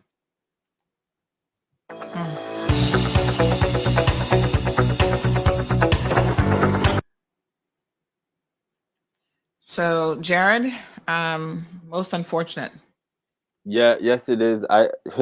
My opinion is that I don't think the embargo that the US placed on Cuba has helped the situation, which is, well, I mean, the Trump administration obviously made some changes that made it worse, but it's just a tough situation. But again, everyone gets blamed for the situation, but nobody takes responsibility. But Cuba, you know. So Mr. Amelia is joining us on the line. Good morning, caller. Welcome to the program. Good morning, honey child. How are you this morning? I'm good, honey child. How are you? I am blessed and highly favored beyond measures. That's beautiful. Put my phone on silent. Cousin Cece is calling now. Know her time right now. Sandy, my question is, I didn't catch all of it because I just had to do an errand and come back. But I want to know why are we not allowed to turn these Cubans back? Number one, we're spending so much money. Well, I think you need to go back and listen to the show because Mr. Clifford did go into great detail and explain how it works and what the law requires of us. So, you know, we can't turn them back. That's not how the process works. Okay, that's why I'll do that. Why is it that they are allowed to roam in our communities? He also addressed that. I've seen some. He addressed that as well. Well, I will just go back and relook. Yes, ma'am. But basically, the short answer to it is they're not prisoners, and so they have challenged even us putting monitors on them and human rights. We can't put them in prison if they've not committed a crime or they've not done anything wrong. So there are certain international obligations that we have to follow when we're dealing with migrants. But I have a question. I know it is illegal to come to Cayman without properly being landed.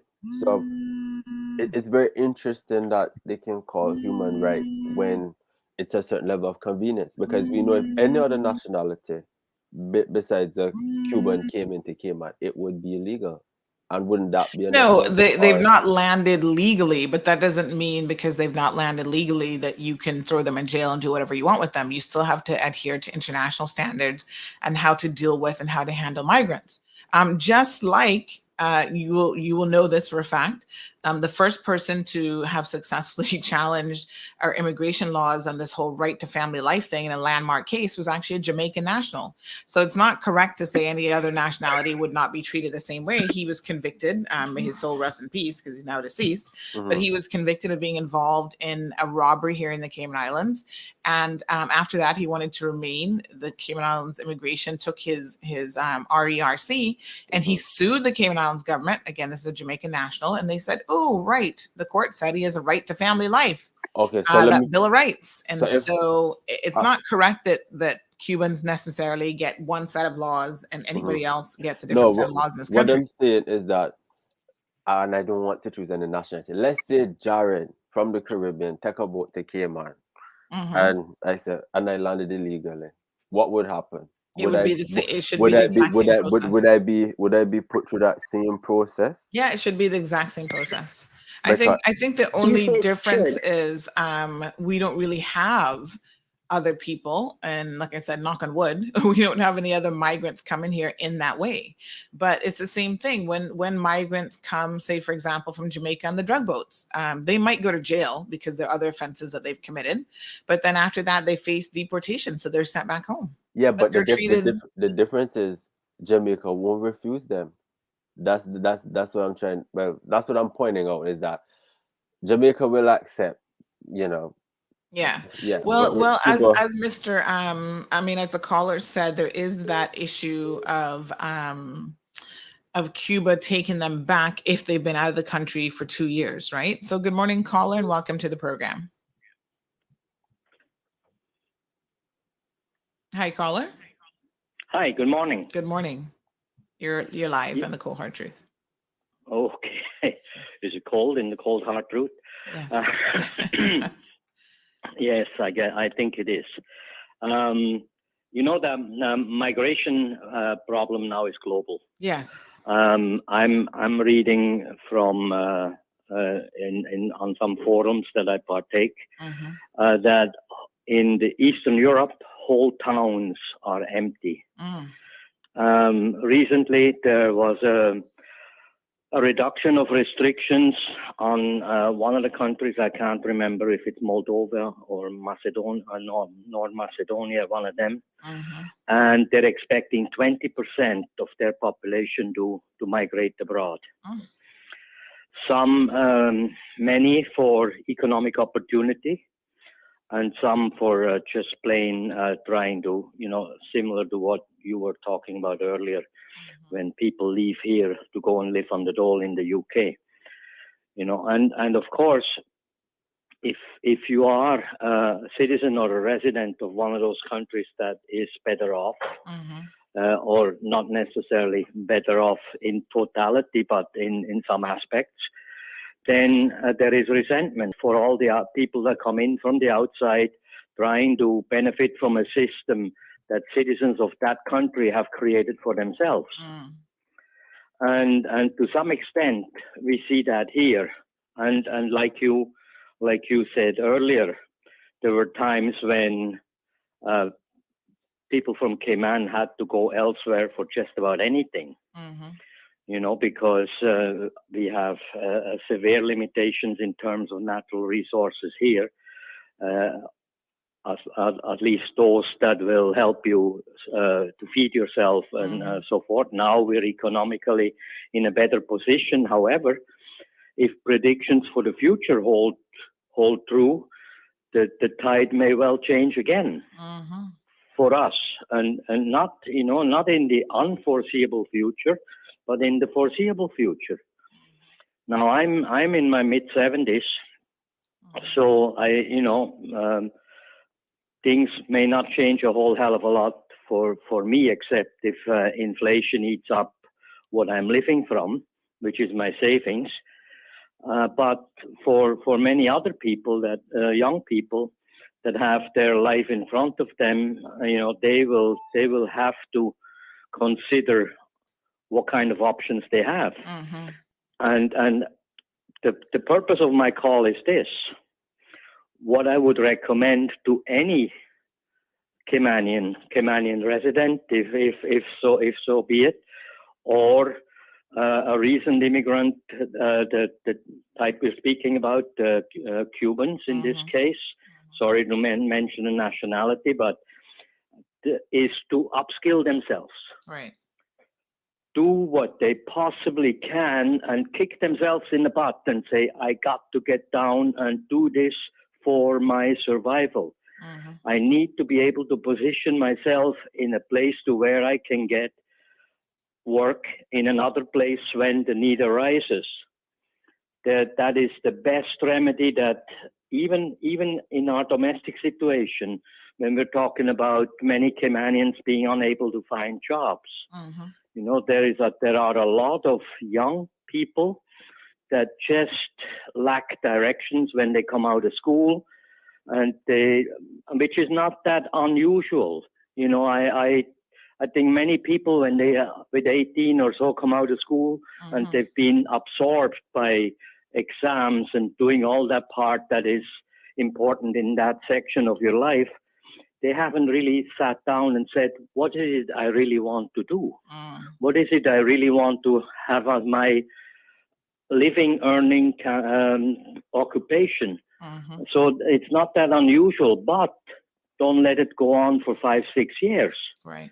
You know, there's often been said about the gap year. People take a year off to maybe broaden their horizons and travel if they are able to, and try and look at the world and try and look at themselves, using the world for a mirror and say, well, what is it I really want to do? But you have got to get yourself something that you are good at and gives you marketable skills. And like I said, the tide may well change again in the fortunes of life. So that's all I have to say this morning. Thank you so much. Appreciate those Thank you. comments.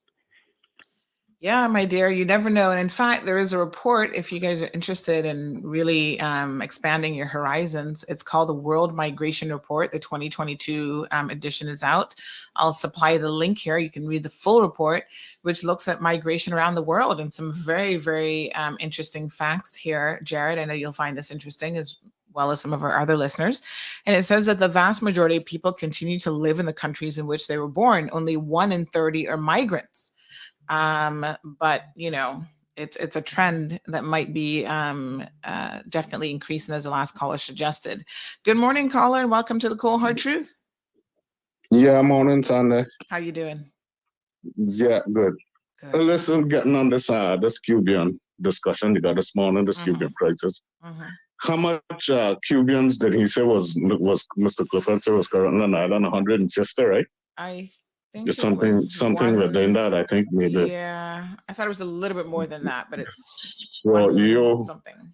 You multiply now $150 by 100 people, just to say that's 100 and was my calculation, and I did the calculation, but I'm sure it's adding up in the tens of thousands of dollars each monthly. That's just on food vouchers. Okay, plus they gotta house them, right? So my thing is that they're saying that they're following Cayman. Yeah, okay, that's what that is a week, because they give them food vouchers a week, right? $150 a week. It couldn't be a month. I think it's a month. Okay, that's yet to be determined if it's weekly or every 2 weeks or we'll what. confirm, yeah. But what I'm saying, the Cayman Islands are following international laws. They say that that prohibits them from sending these Cubans back, right? So which countries make up these international laws is what I'm saying. The country that making up these international laws, they got have a treaty. So with that treaty that is going on regarding the Cubans, they should front a bill. They should also say, well, okay, we allocate this amount of money for you to take care of these refugees that come in. It should be all the countries put together to allocate a bill for a budget for these Cubans rather than bearing just on one country, like the Cayman Islands. We're not big as United States. We not got a budget as big as United States. Even if it's the UK, even if the UK is part of this discussion, because they're in charge of border control, they should be the ones to go and say, well, listen, we gotta allocate a budget for the Cayman Islands for this Cuban crisis. They can't just depend on the Cayman Islands just to front the bill by itself. And if we are doing that, so our lawmakers got to get in, our politicians got to get in and say, listen, we can't sustain this much longer because no one knows when they can finish. This might go on forever. Suppose this go on forever. He said, Mr. Clifford, he don't. He gone or no? There's still no. Hello? Line. Yes, there you Yeah, go. we can hear you. We can hear you. Yeah, I'm not sure when I went off, but what I'm saying is our politicians gotta get onto it and say, listen, we can't front this bill forever or front this bill indefinite. You know, we have to be allocated some kind of budget by some figureheads that are a part of this international agreements. Look at what NATO doing to the Ukrainian people. Okay, the refugees are running out of their country in plight of war. Right, this is a little bit different with Cuba. They're not running because of war. Right, but what I'm saying, NATO has allocated millions and billions of dollars to these other countries that these refugees are running to. Those countries, Turkey, Poland, and those other neighboring countries, they're not fronting the bill by themselves. You know, NATO is giving them money to house these refugees, so it should be the same kind of thing that is happening with this Cuban situation. You know, that's all I'm saying. You know, the same people that are speaking on these international agreements, they got to say, well, listen, a budget got to be allocated for us, because if you add up the figure what we're being spent on Cubans, that alone could fund NAU for a year easily. Yeah, I'm sure of it. I'm sure of it. You know, and with the thing, I mean, the wet foot, dry foot law. Obama ended that back when he was in the administration, and that was added to this. You know, you see when President Trump was there, it wasn't much Cubans going in there. You know, but now they know that the Democrats are in again, so it's rising up again. The border was under control. When Trump was there, I mean, you could say what we want to say about Trump. I'm not a fan of Trump either. You know. But still, I'm just saying there's a difference in policies that when these countries get in, the way to go. You know, I think to be fair, caller, I think that the economics of what has happened the last couple of years because of COVID and the tourism, for example, industry being completely shut down in Cuba has been more of a driving factor than what President Trump had in place. And we can go back and look at numbers, but I think we have to look at what's actually driving it. I don't think it's the Democrats and their policy per se. It's more of the actual, you know, the real factor, which is the economy in Cuba and around the world, really. but you know, one question though, Sandy, why doesn't the UK take Cubans? If that's a possibility. Why doesn't the UK take the Cubans if what the caller is saying, we have to foot the bill? Because we are being put in an uncomfortable position, in a situation we didn't ask for. We're making do what we can. We're following the laws, and it just doesn't seem to work out in our benefit. That's what the caller is saying. And the politicians don't seem to fight for the Caymanian when they're supposed to be saying, look at my Caymanian on the street. Look at them struggling. How is it that I'm prioritizing somebody who's not even from here? And that is the primary frustration that Caymanians have. Why does it seem like the Caymanian politician does not fight for me when I need help? That is the frustration. Let's look at to the caller's point, right? Let's examine this concept that Trump's policies actually helped curb Cuban migration. So they had previous to Trump taking office, they used to have bilateral talks at least twice a year. Trump did away with that, so he was not engaging in speaking with the Cuban government at all. In addition to that, he reversed Barack Obama's opening to Cuba policy, which led to restoration of diplomatic relations in 2005. So President Biden now is trying to reverse Trump's bans on remittances to the island, travel, and diplomatic contacts. How does banning remittances to the island, travel, and diplomatic contact, actually assist the Cuban people and make them want to stay? They can't even get money to be able to stay in Cuba. So he curtailed the ability of Cubans, elsewhere in the world to be able to send funds back home. That's not the type of policy that actually helps keep them off your shores. And in fact, that arguably does the opposite. That's true. But equally, I don't know if you recall, you might have reported on this, where some government officials, some diplomatic missions in Cuba experienced what they call migraines. I think you mentioned it quite recently, or fairly, where diplomats experienced migraines and they didn't know what the cause of it was. And some diplomatic missions had to step out, which more or less contributed to what we're seeing now. And well, I mean, that's not connected to the Cuban migration. So two primary things: the economic situation in Cuba, which is the economic situation around the world, largely due to COVID. And then we also have, as another situation, is the Nicaragua's president Daniel Ortega allowing Cuba, who he sees as an ally, to have absolutely no visa requirements whatsoever. So since November, they've had some 65,000 plus, it's actually over 70,000, Cuban migrants that have reached the U.S. Border. And so those are the two primary factors as to why it's increasing and why it's happening. Well, there don't seem to be an end in sight. Denny makes the point that the Cuban government needs to fix their own issues. Yeah, but the Cubans don't operate on a democratic process as how we will talk things out. And this is the conflict in reality. Yes. We will talk things out. The Cubans ain't obligated to do that. And that's the thing. And this is where, as much as you have human rights and agreements and stuff, it is to a degree our own expense and detriment, because we are footing the bill. It's when you engage in a relationship with someone who does not see your side. They will never see your side. And the question is, okay, if you don't see my side, I still have to accept that issue, which is what Cayman is being placed in.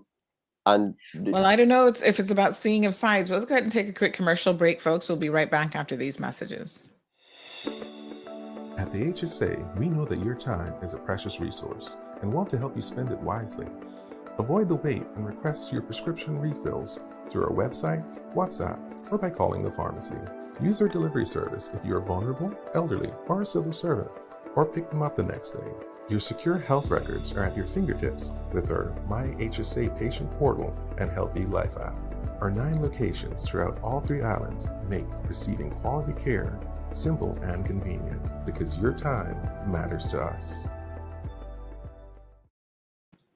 Recover Personal Injury Attorneys, helping injured people get what they deserve. Did you know that insurance companies have lawyers that represent their interests? Before signing and accepting any settlement, know your rights. Call us today for a free consultation at 924-9999. That's 924-9999. Recover. Your personal injury attorneys are on standby to assist. Hey, look here. You looking for something to do, what? Are you looking for something to do with friends and family? How about a private boat trip? Enjoy popular locations like Stingray City, Starfish Point, Rum Point, or Cayman on a trip with WG Charters. Private boating is only $400 CI or $500 US. Take him or her out on an evening date and cruise around the North Sound for that beautiful sunset or romantic night cruise for only $300. Visit WGCharters.com or look for WG Charters on Facebook, Instagram, or WhatsApp 345-923-1741. WG Charters. My choice. At Innovative Building Products, we provide professional builders and homeowners with the highest quality materials from top brands worldwide. Tiling tools, waterproofing systems, thin sets, self-levelers, grout, along with porcelain floor and wall tiles. Our products are 100% guaranteed, promise 100% satisfaction, and beat competitor pricing. Pallets of materials are ready to go. Quick and easy convenience to get you in and out within 5 minutes.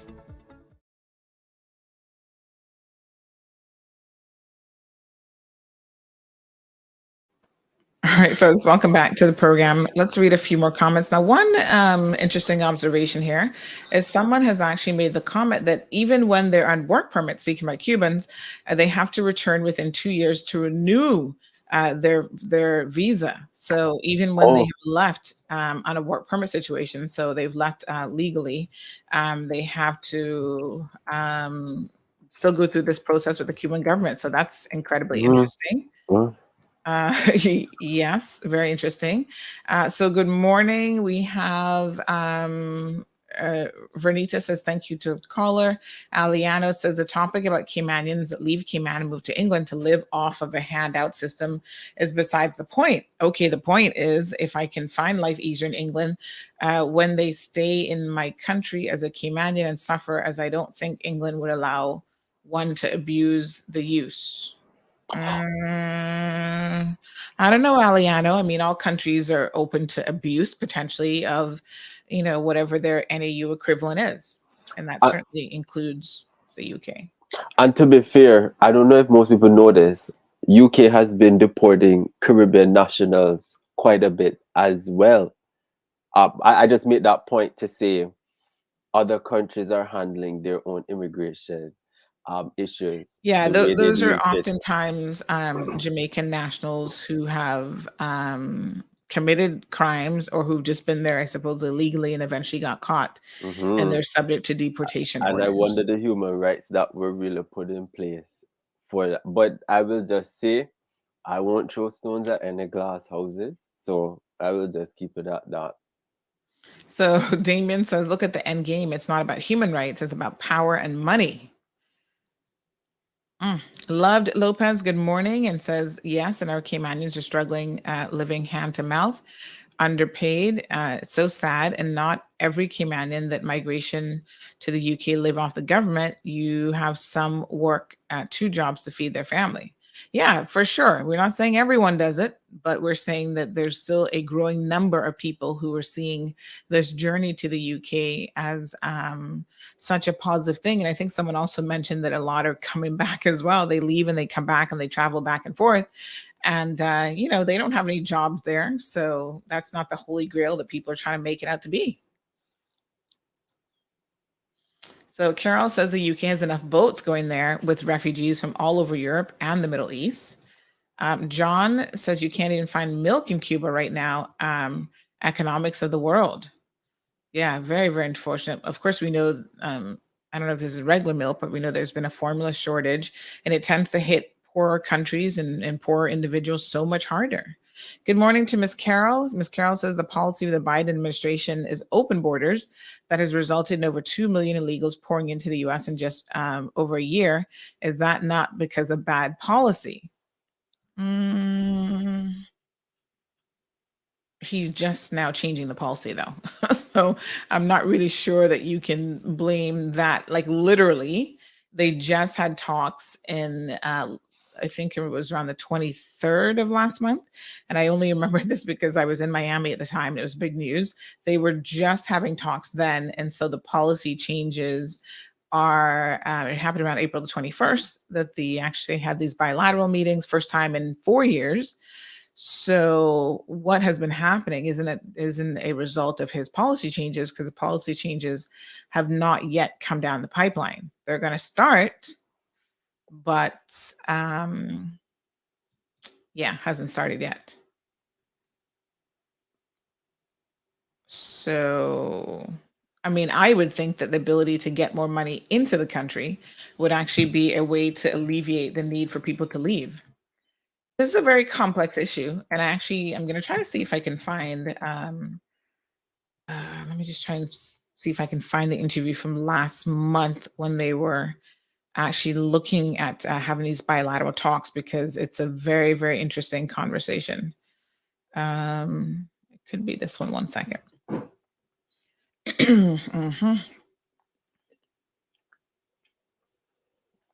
All right, let's have a listen to this note. This might not be the one that I'm thinking about, but this will give us a little bit more insight. Just have a listen to this.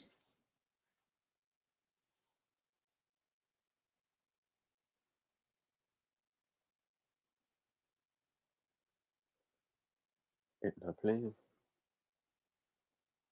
Is it playing? I hear that. I don't hear that. Migration talks used to occur between the U.S. and Cuba twice a year. President Trump ended that in 2018 and increased economic sanctions against the Caribbean island. Speaking at a migration conference in Panama today, U.S. Department of Homeland Security Secretary Alejandro Mayorkas says the U.S. is open to resuming those meetings. And that is a reflection of our commitment to legal, orderly, and humane pathways, so individuals, including Cubans, do not take, for example, to the seas, which is an extraordinarily perilous journey. U.S. officials say they picked up more than 1,200 Cubans trying to come by boat since last October and 80,000 trying to cross by land. That's more than double the number of Cubans U.S. officials encountered at the Mexico border in all of the previous fiscal year.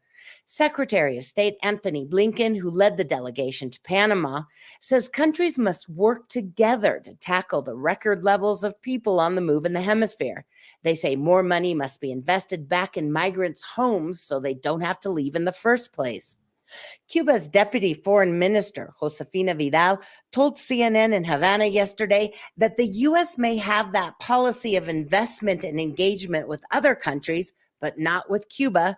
U.S. policies are making the situation worse, she says. Because in the case of Cuba, it's not just the consequence of the pandemic, it's the consequences of the reinforcement of the policy of maximum pressure, economic pressure of the U.S. Towards Cuba. President Biden has stuck with Trump's economic sanctions. Human rights activists say a recent crackdown by Cuban authorities on free speech is also contributing to the exodus. Carrie Khan, NPR News, Mexico City. Okay. And now more from NPR. It's the NPR News on Core. We hear some of the real reasons. So I know all of us wish to think that we're experts here on international relations and everything else, but the people who actually study this stuff for a living, they've given you some real reasons there. And like I said, the Trump policy still remains in place because Biden has maintained it up until just a couple of days ago when he said he will be making some changes. So you cannot say, you can say it's been driven by bad U.S. policy, but you can't say that that's Biden's policy because actually, in fact, Ms. Carroll is still Trump's policy. Just clarifying, just the facts. Damien says exactly, that's not human rights, but them Cuban Americans are very wealthy and still sour and want Cuba back. They don't care about their own people as they look at them as a different color. I'm not really sure what that's all about. And again, I am no expert on the dynamics of Cuba, but like everywhere else in the world, you've got the rich, the poor, and I don't know if Cuba has much of a middle class, but I suppose, the middle class exists in Cuba, and it would be very, very interesting to see what Cubans themselves have to say on this topic. Denny joining the program by call. Good morning, Denny, and welcome to the program. Howdy. How are you? Not bad. Good. Actually, it's not Trump's policy either. This begins way back with when Castro decided to take over the country by force. And communism is the root cause of the problem. Because the idea of nationalizing things is what brought about the embargo in the first place. It has nothing to do with the current leaders. And so what happened is that when they nationalized US-owned property, corporations went to Congress and said, hey, the amount of money that they have seized from us is this, and we want it back. So until they give it back to us, we want an embargo. And that's how we're where we are. And if you think it's just going to go away, you're sadly mistaken, right? So it's not about Trump. It's not about Biden. That has nothing to do with it. And all that is happening is Biden saying he's going to remove the embargo. Because if he isn't, he's not saying anything different from Trump at all. might be voicing it differently, but it's essentially the same policy, an embargo. Well, I And you think can ease up a it's little bit here, less. and you can Yes. ease up a little bit here or a little bit there, but at the end of the day, you're not going to return to normal relations that simply. Mm-hmm. Because what's driving this is the billions of dollars in property that was seized from American companies. Mm-hmm. So So you think that those the talks that ceased in 2018 and the increased economic sanctions against Cuba that Trump implemented has had no impact at all? Of course, it had an impact. Mm-hmm. But what I'm saying is that's not the cause of why we're where we are. We're here because they decided to take over the country and implement. Well, the irony of this is that, from what I can understand, Castro didn't really intend to go the direction that he went in. He actually wanted a relationship with the US, but Nixon said no. And so he had to turn somewhere, and I think he turned to Russia, and well, they're not exactly a democratic country. And so he was their hands were kind of forced down a certain road, and we are where we are. But it's not just now that you have people socialized to think in such a way after 60 years, it's not just going to change tomorrow. So when they show up here and they expect that the government is going to do this and the government's going to do that, it's because to them that's what governments do. Think about it. If you had a revolution 60 years ago, what percentage of your population understand what it was like pre-communism? You understand the problem? Okay, and this is why this is extremely difficult to solve, because which politician in the US is going to go up against the powerful corporations that has said, no, you're not going to take billions of dollars from me, because I'll put up someone to run against you and I'll finance them. I won't finance you, so you lose your seat in Congress. It's not a simple equation. But the consequences for us,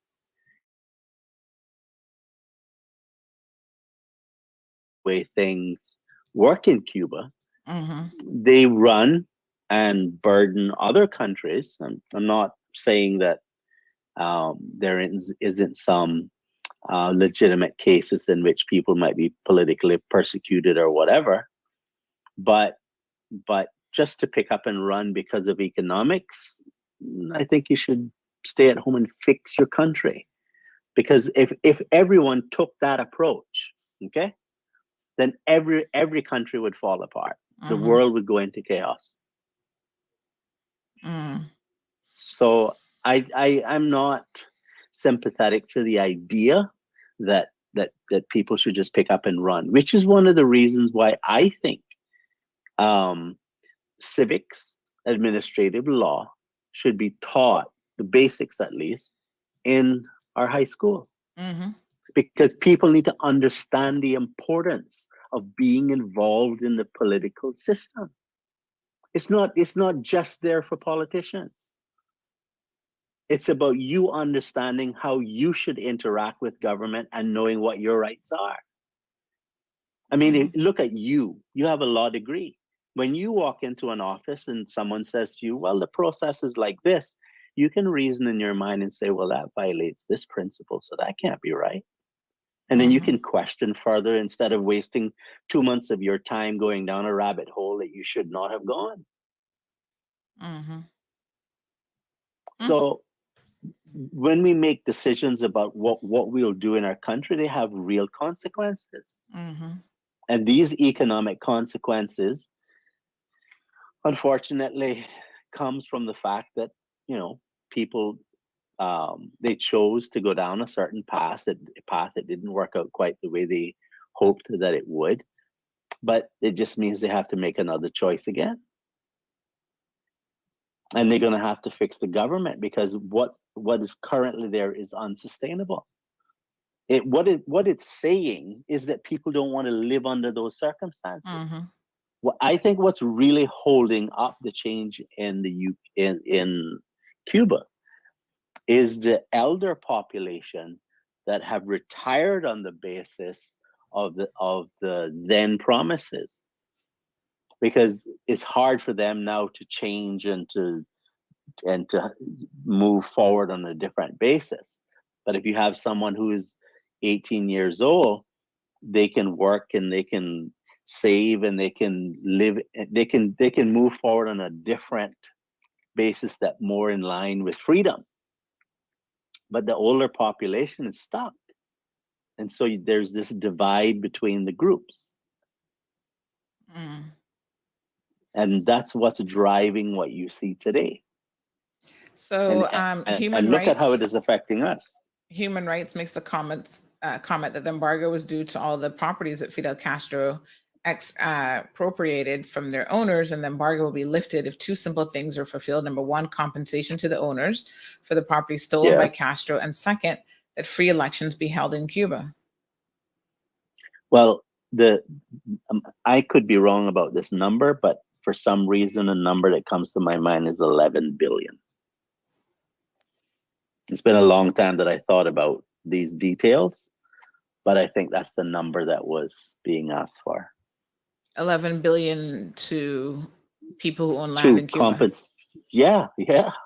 And Cuba's going to get $11 billion from where exactly? That's not the point. That's not the point. You should think about what you're doing, because your actions will have consequences.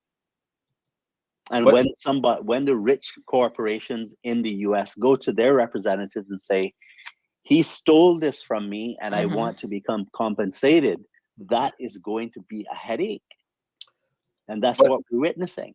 But Denny, if you look at Haiti's demise, much of that had to be done with US involvement. When you look at Grenada's situation with US intercepting and what I would call poking countries, was it wrong for Cuba to say, no, you're not going to do that here? Because that would have happened in Cuba. The US would have done everything to control politicians in Cuba to some way. The same way you said, when representatives in the US, if they go up against these big corporations, they're going to lose their seat. So Cuba did a very hard approach in controlling its sovereignty. But the US has never recognized Cuba's sovereignty and the way that they've done it. That's the bottom line problem. And they've used the embargo to economically cause a destructive path for Cuba. What the US objects to in Cuba is communism. Yeah, but that's not the US. Wait a second. Confiscating people's private property and nationalizing it is not in line with freedom. Okay. I get that. That's the objection. Okay. So when the US not suggesting to you that the US agenda towards Cuba was pure. It wasn't pure towards Haiti, but the point I'm making is that you can't on one hand say, I just want to take property from people just because I want it, and think that nothing is going to happen. Yeah. Okay. I get that. It's just unrealistic. But when the US was very upset with Venezuela about the oil, and they've had to come back around and say, hey, Venezuela, help us. What I'm saying is that the US needs to learn for certain reasons. The US doesn't have to say that. The US have oil that they could pump for another 100 years. But they were asking Venezuela for oil, though. Yes, because Why? the US has chosen. I have an answer. Sit back and listen. The US has decided that they're going to go down the road of dealing with what they call climate change, and they want it now. Okay, that's fine. You could just think about the economics of this for a second. You go to the oil executives and you say, you know what? I want to end your business. How does the executive of the oil corporation go to their shareholders and say, in order for us to drill oil, we need to invest X billion dollars. But the president of the United States says he wants our business to fail. Okay, so I'm not sure if you're going to get a return on your investment, but that's where we're at. And then how do you expect to get cheap prices if you're doing that? What you have to realize is that drilling oil isn't something you do today and you have gasoline tomorrow. There is a serious lag time. That's unrealistic, economically unviable. Would you put Caymanians' pension fund in an industry that the president of the United States say, I want to destroy? But then what I'm trying to say is that Let's circle back to the Cuban issue here, folks. I'm going to go ahead and share a link from the Advocacy for Human Rights in the Americas, which has an interesting breakdown, and how we actually got here. So they start out by saying that in the 1960s, the United States has maintained a preferential relationship with Cuban citizens and facilitated a direct path to permanent residency. So the Cuban Adjustment Act, which went into effect on November the 2nd, 1966, actually allows Cuban natives or citizens who've been physically present in the U.S. for at least a year to apply to become lawful permanent residency. So this is a fast tracking process. Nobody else gets it that quickly. So in addition to Cubans wanting to flee the country for political and economic reasons, this has led to mass migration of Cubans to the U.S. So to Denny's point, the contributing factors for mass migration are not just created by current presidents of the United States, Biden or Trump, but goes back to the early 60s when the U.S. policy was put in place after the 1959 Cuban Revolution. So after the 59 Cuban Revolution, about 1.4 million people actually fled Cuba at the time to the United States, and it was the largest migrant flow in the Caribbean islands history. And since then, Cuba has remained one of the top populations of migrants to the U.S. And it's happened under every single presidency that you can possibly imagine. So there was the U.S. wet foot, dry foot policy, which was born out of a situation, I think, under President Clinton, announced that Cubans interdicted at sea would be sent to the U.S. naval base in Guantanamo. It was then that the so-called U.S. wet foot, dry foot policy was born, and it granted Cubans who reached the U.S. by soil the right to stay and to get on a fast track to citizenship. On paper, the policy aimed to discourage people from taking the risky journey by sea. However, under a new accord signed in September of 1994, the U.S. agreed to legally admit at least 20,000 Cubans, not including immediate relatives of U.S. citizens. So they, I think, still get some allowances there. Again, trying to prevent further illegal departures by rafters. In 2007, in order to meet immigrant visa requirements under the U.S. Cuba Migration Accords, U.S. Citizenship and Immigration Services launched the Cuba Family Reunification Parole Program, which is a CFRP, and that allowed family members of Cuban citizens and permanent legal residents to travel to the U.S. without having to wait for their immigrant visas to be granted. So that's the program that was in place. So once in the U.S., the CFRP program, beneficiaries may apply for work permits while they wait to apply for lawful permanent residency status under the Cuban Adjustment Act. Things again changed in 2013, so lots of changes. So following the liberalization of the rules that had restricted travel out of the island, the number of Cubans trying to reach the U.S. via the Mexico border and relying on the wet foot, dry foot policy increased. But in the final days of his administration, President Obama abruptly put an end to the policy and put a cap to this 2-year effort to reestablish relationships with Cuba. So at that time, a sharp increase in Cubans seeking asylum and deportation cases went from 388 cases in 2016 to 24,198 cases in 2019. So again, just a real eye-opener on how both current and past policies do impact the influx of of Cubans seeking asylum or deciding to try to enter the country illegally.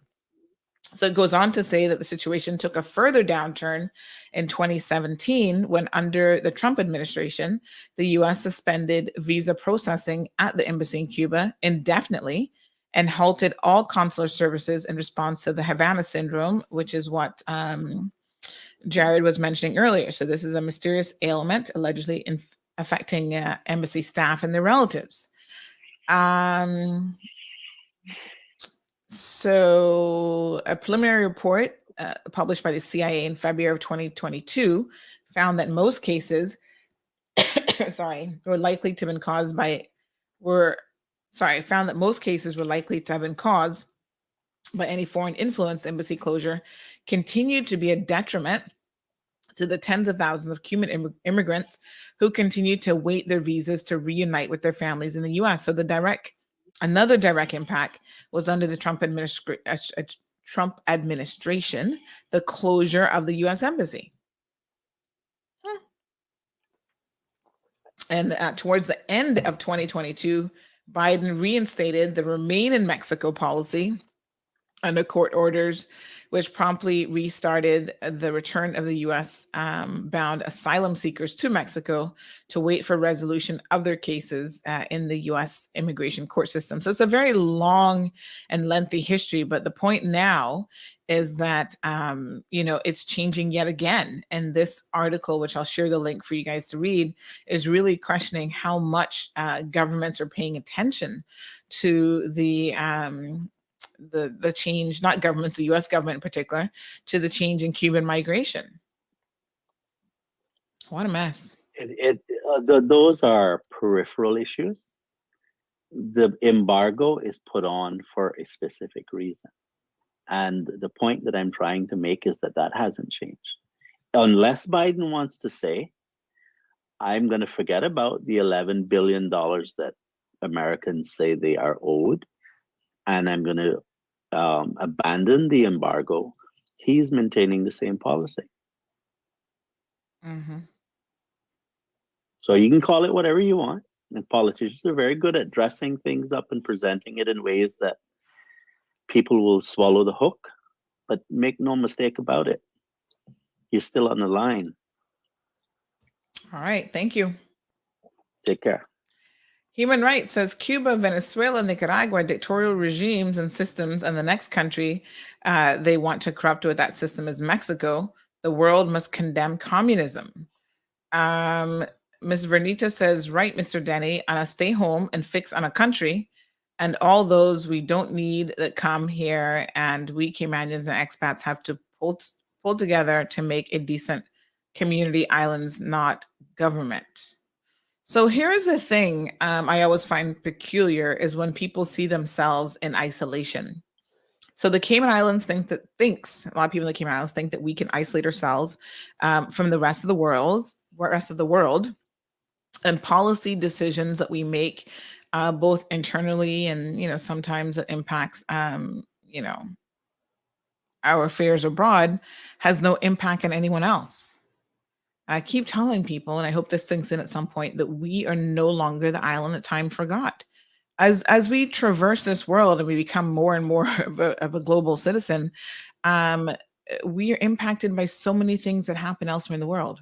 I mean, look at COVID. COVID alone should be a lesson that we cannot isolate ourselves. We cannot lock down and shut the Cayman Islands away in a little box and think that we're going to be safe from anything. We can't be safe from pandemics.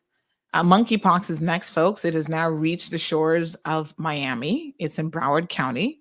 They have their first reported case. So, already our officials issued a statement on Friday that they're aware of the concerns about monkeypox and they're asking people to be vigilant. Mm-hmm. Yes, y'all want to be isolated with certain things when it comes to immigration policy, but y'all sure don't want to be isolated when it comes to traveling to Miami for shopping. And of course, that exposes you to COVID, monkeypox, chickenpox, and every other pox out there. So I think, we have to understand that we live in a global environment and we're part of the global citizenship, that exists in this world. And there are a lot of things that impact us. And Nat B says the issue is not the migration, but it is the fact that we, the Cayman Islands, cannot sustain or encourage a mass insurgence of Cubans. Is it in CIG's best interest to expedite them quickly? Well, I think they're going to expedite them as quickly as they can, but the process takes time. You know something, Sandy? I'm sorry to say this. Canada would be willing to accept them. I'm telling you that the honest truth. I'm not being facetious or anything. But like people are saying, countries who have larger land mass, larger resources to accommodate. Canada is an aging population. So they, I know they're more willing to accept the I don't know how Cubans. they're going to get by boat all the way to Canada, though. That's a long journey. But exactly, but it still doesn't help Cayman at the end of the day. So unless the UK is gonna send them big, nice gray ships that they got for them, I don't know. I don't know what the answer is for Cayman because we're almost out of the budget for Cuban mass migration. That is a problem that we're at. And so if we're not going to matriculate Cubans into the Caymanian system, the question is then, what are we going to do? Because that is where the rubber meets the road. And yeah, we're no longer the island that times forgot because we're now the island that everybody wants. And we have to have an open heart and an open mind to really solving this problem because it's not going to go away. As you said, we're a global world and we have Global global citizens issues. in the global world. And here's another interesting article that says that Panama tightens visa rules. So Cuba is going to be bracing for a tougher journey. So new rules requiring Cubans to obtain a transit visa before entering Panama has sparked protests in Havana. So again, the Panamanian embassy in Havana, had people, this was in early April, so just last month, had people sleeping on the grass outside for nearly a week, who were protesting because they're trying to get via Panama, go to wherever, and basically these transit visas are now going to be, that entire process is actually going to be tightened. Yeah, that's not good. Yeah. So the journey from Las Tunas took 2 days and cost the family about $200, which is a significant sum in Cuba when the average salary is less than $50 a month. That's US dollars, by the way. Wow. So Natalia and her mother, who planned to fly in April to Panama and then on to Nicaragua again, from where they could begin their trek into the US border to apply for asylum on the grounds of political prosecution. They were using, Panama as a transit point to get to Nicaragua, and Panama is starting to tighten that requirement. So now it says that there's some 400 people protesting in front of the Panamanian embassy there in Havana. A new visa requirement was announced that would make fleeing the island more difficult. It requires all Cubans to buy a transit visa at the embassy 15 days before entering Panama. The requirement was to take effect just a few days after the announcement, throwing into chaos the travel plans of many Cubans who had planned to fly out during the last 2 weeks of March. So they had extended it until the Panamanian government slightly extended the implementation date to March the 15th. So they claimed that the transit visa requirement would be in place for just 3 months. Some Cubans feared that more stringent restrictions lay ahead. Wow. So it's quite a situation, to be honest. It is. And Yeah. what people don't realize is when governments make policies, it's people who haven't asked for those policies that get caught in the crossfire. Yeah. Because the Cuban citizens didn't ask for this. They didn't sign up for that. And the Caribbean Well, princes, like Denny and myself and others have said, at what point will the Cuban people say that they need a change? And I mean, that but change okay. is on them to demand. Yeah, but you know behavioral pattern. If you have a country that's been following communism for 60 years, that is what they grew up and know. To fight against that, I know the younger Cubans are willing to fight and say, you know what, we will fight this out. But the problem is when you have preceding generations who are like, oh well, this is what it is. They've come to accept the reality, and when you have a different group saying no, this isn't right. What do you do? What do you then do? Because I know Bahamas is feeling it, Turks and Caicos is feeling it, Jamaica is feeling it, Cayman's feeling it.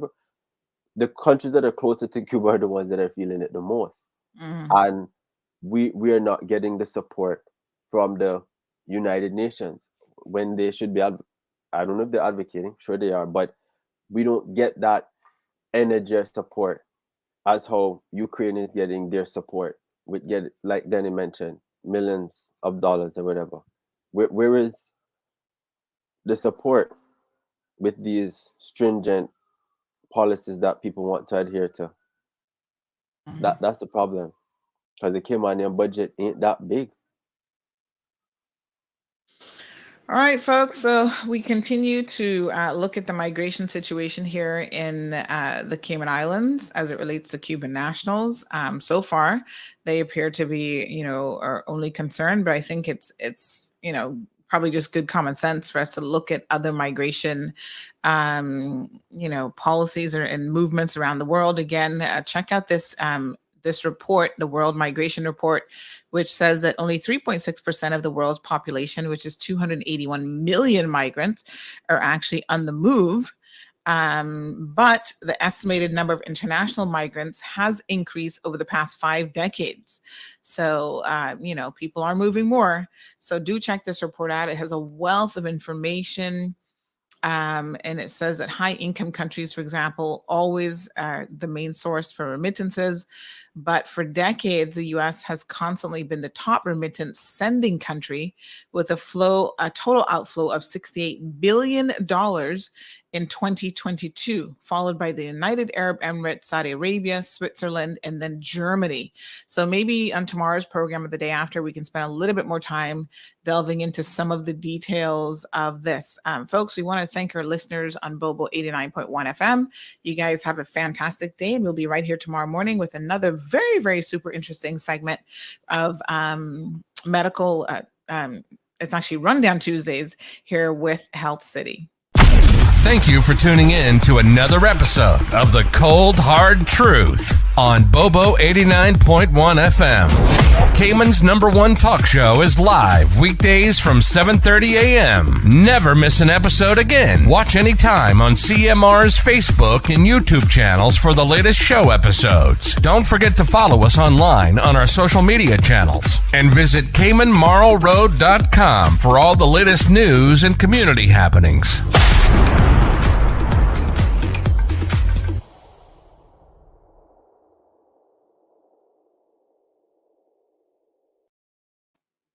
All right, folks, we've just ended the session on radio because we have to be very, very precise with the timing. We're supposed to do it at 9:58 and 08 seconds. We always seem to be a little bit behind, but thank you guys so much for tuning in. A super interesting conversation today. And, these are topical, regional, international issues that continue to impact all of our lives. So we will continue to have the conversations right here on the Cold Hard Truth. So tomorrow's show, we've got the folks over at Health City that will be joining us. And in addition to Health City joining us tomorrow, we actually have a few guests lined up this week. So on Wednesday, we're slated to have Mr. McKeeva Bush join the program. He was listening to Friday's program and he wants to come on and set the record straight about a few things. So we'll have him. And then we should be having on Wednesday evening the session with the Premier Premier Access on Wednesday evenings. And I understand that he's actually going to be at a climate change meeting that is happening here in the Cayman Islands, sustainability meeting. So we'll find out a little bit more about that. And do not forget, folks, that there is the performance this evening. It was originally slated to be literally under the stars, but because of inclement weather and they weren't quite sure if the dust clouds were going to be, creating any rain. What we have, Jazz Under the Stars, has had a change of venue, and it will now be held at the Hartwell Theater this evening at 7:30. I understand it's completely sold out. So if you haven't gotten your tickets already, oh my gosh, I don't know what to tell you. You're out of luck. And all I can tell you, folks, is it is a sold out event. And so we invite you to, well, we had people on here winning tickets. So if you'd been paying attention, you would have had an opportunity to win tickets. But change of venue, make sure that you show up nice and early at the Hartwell Theater this evening for this wonderful event. Lots of amazing performers going to be entertaining a house full of music lovers this evening. All right, folks, you guys have a wonderful evening, and we shall see you tomorrow morning bright and early at 7:30 a.m.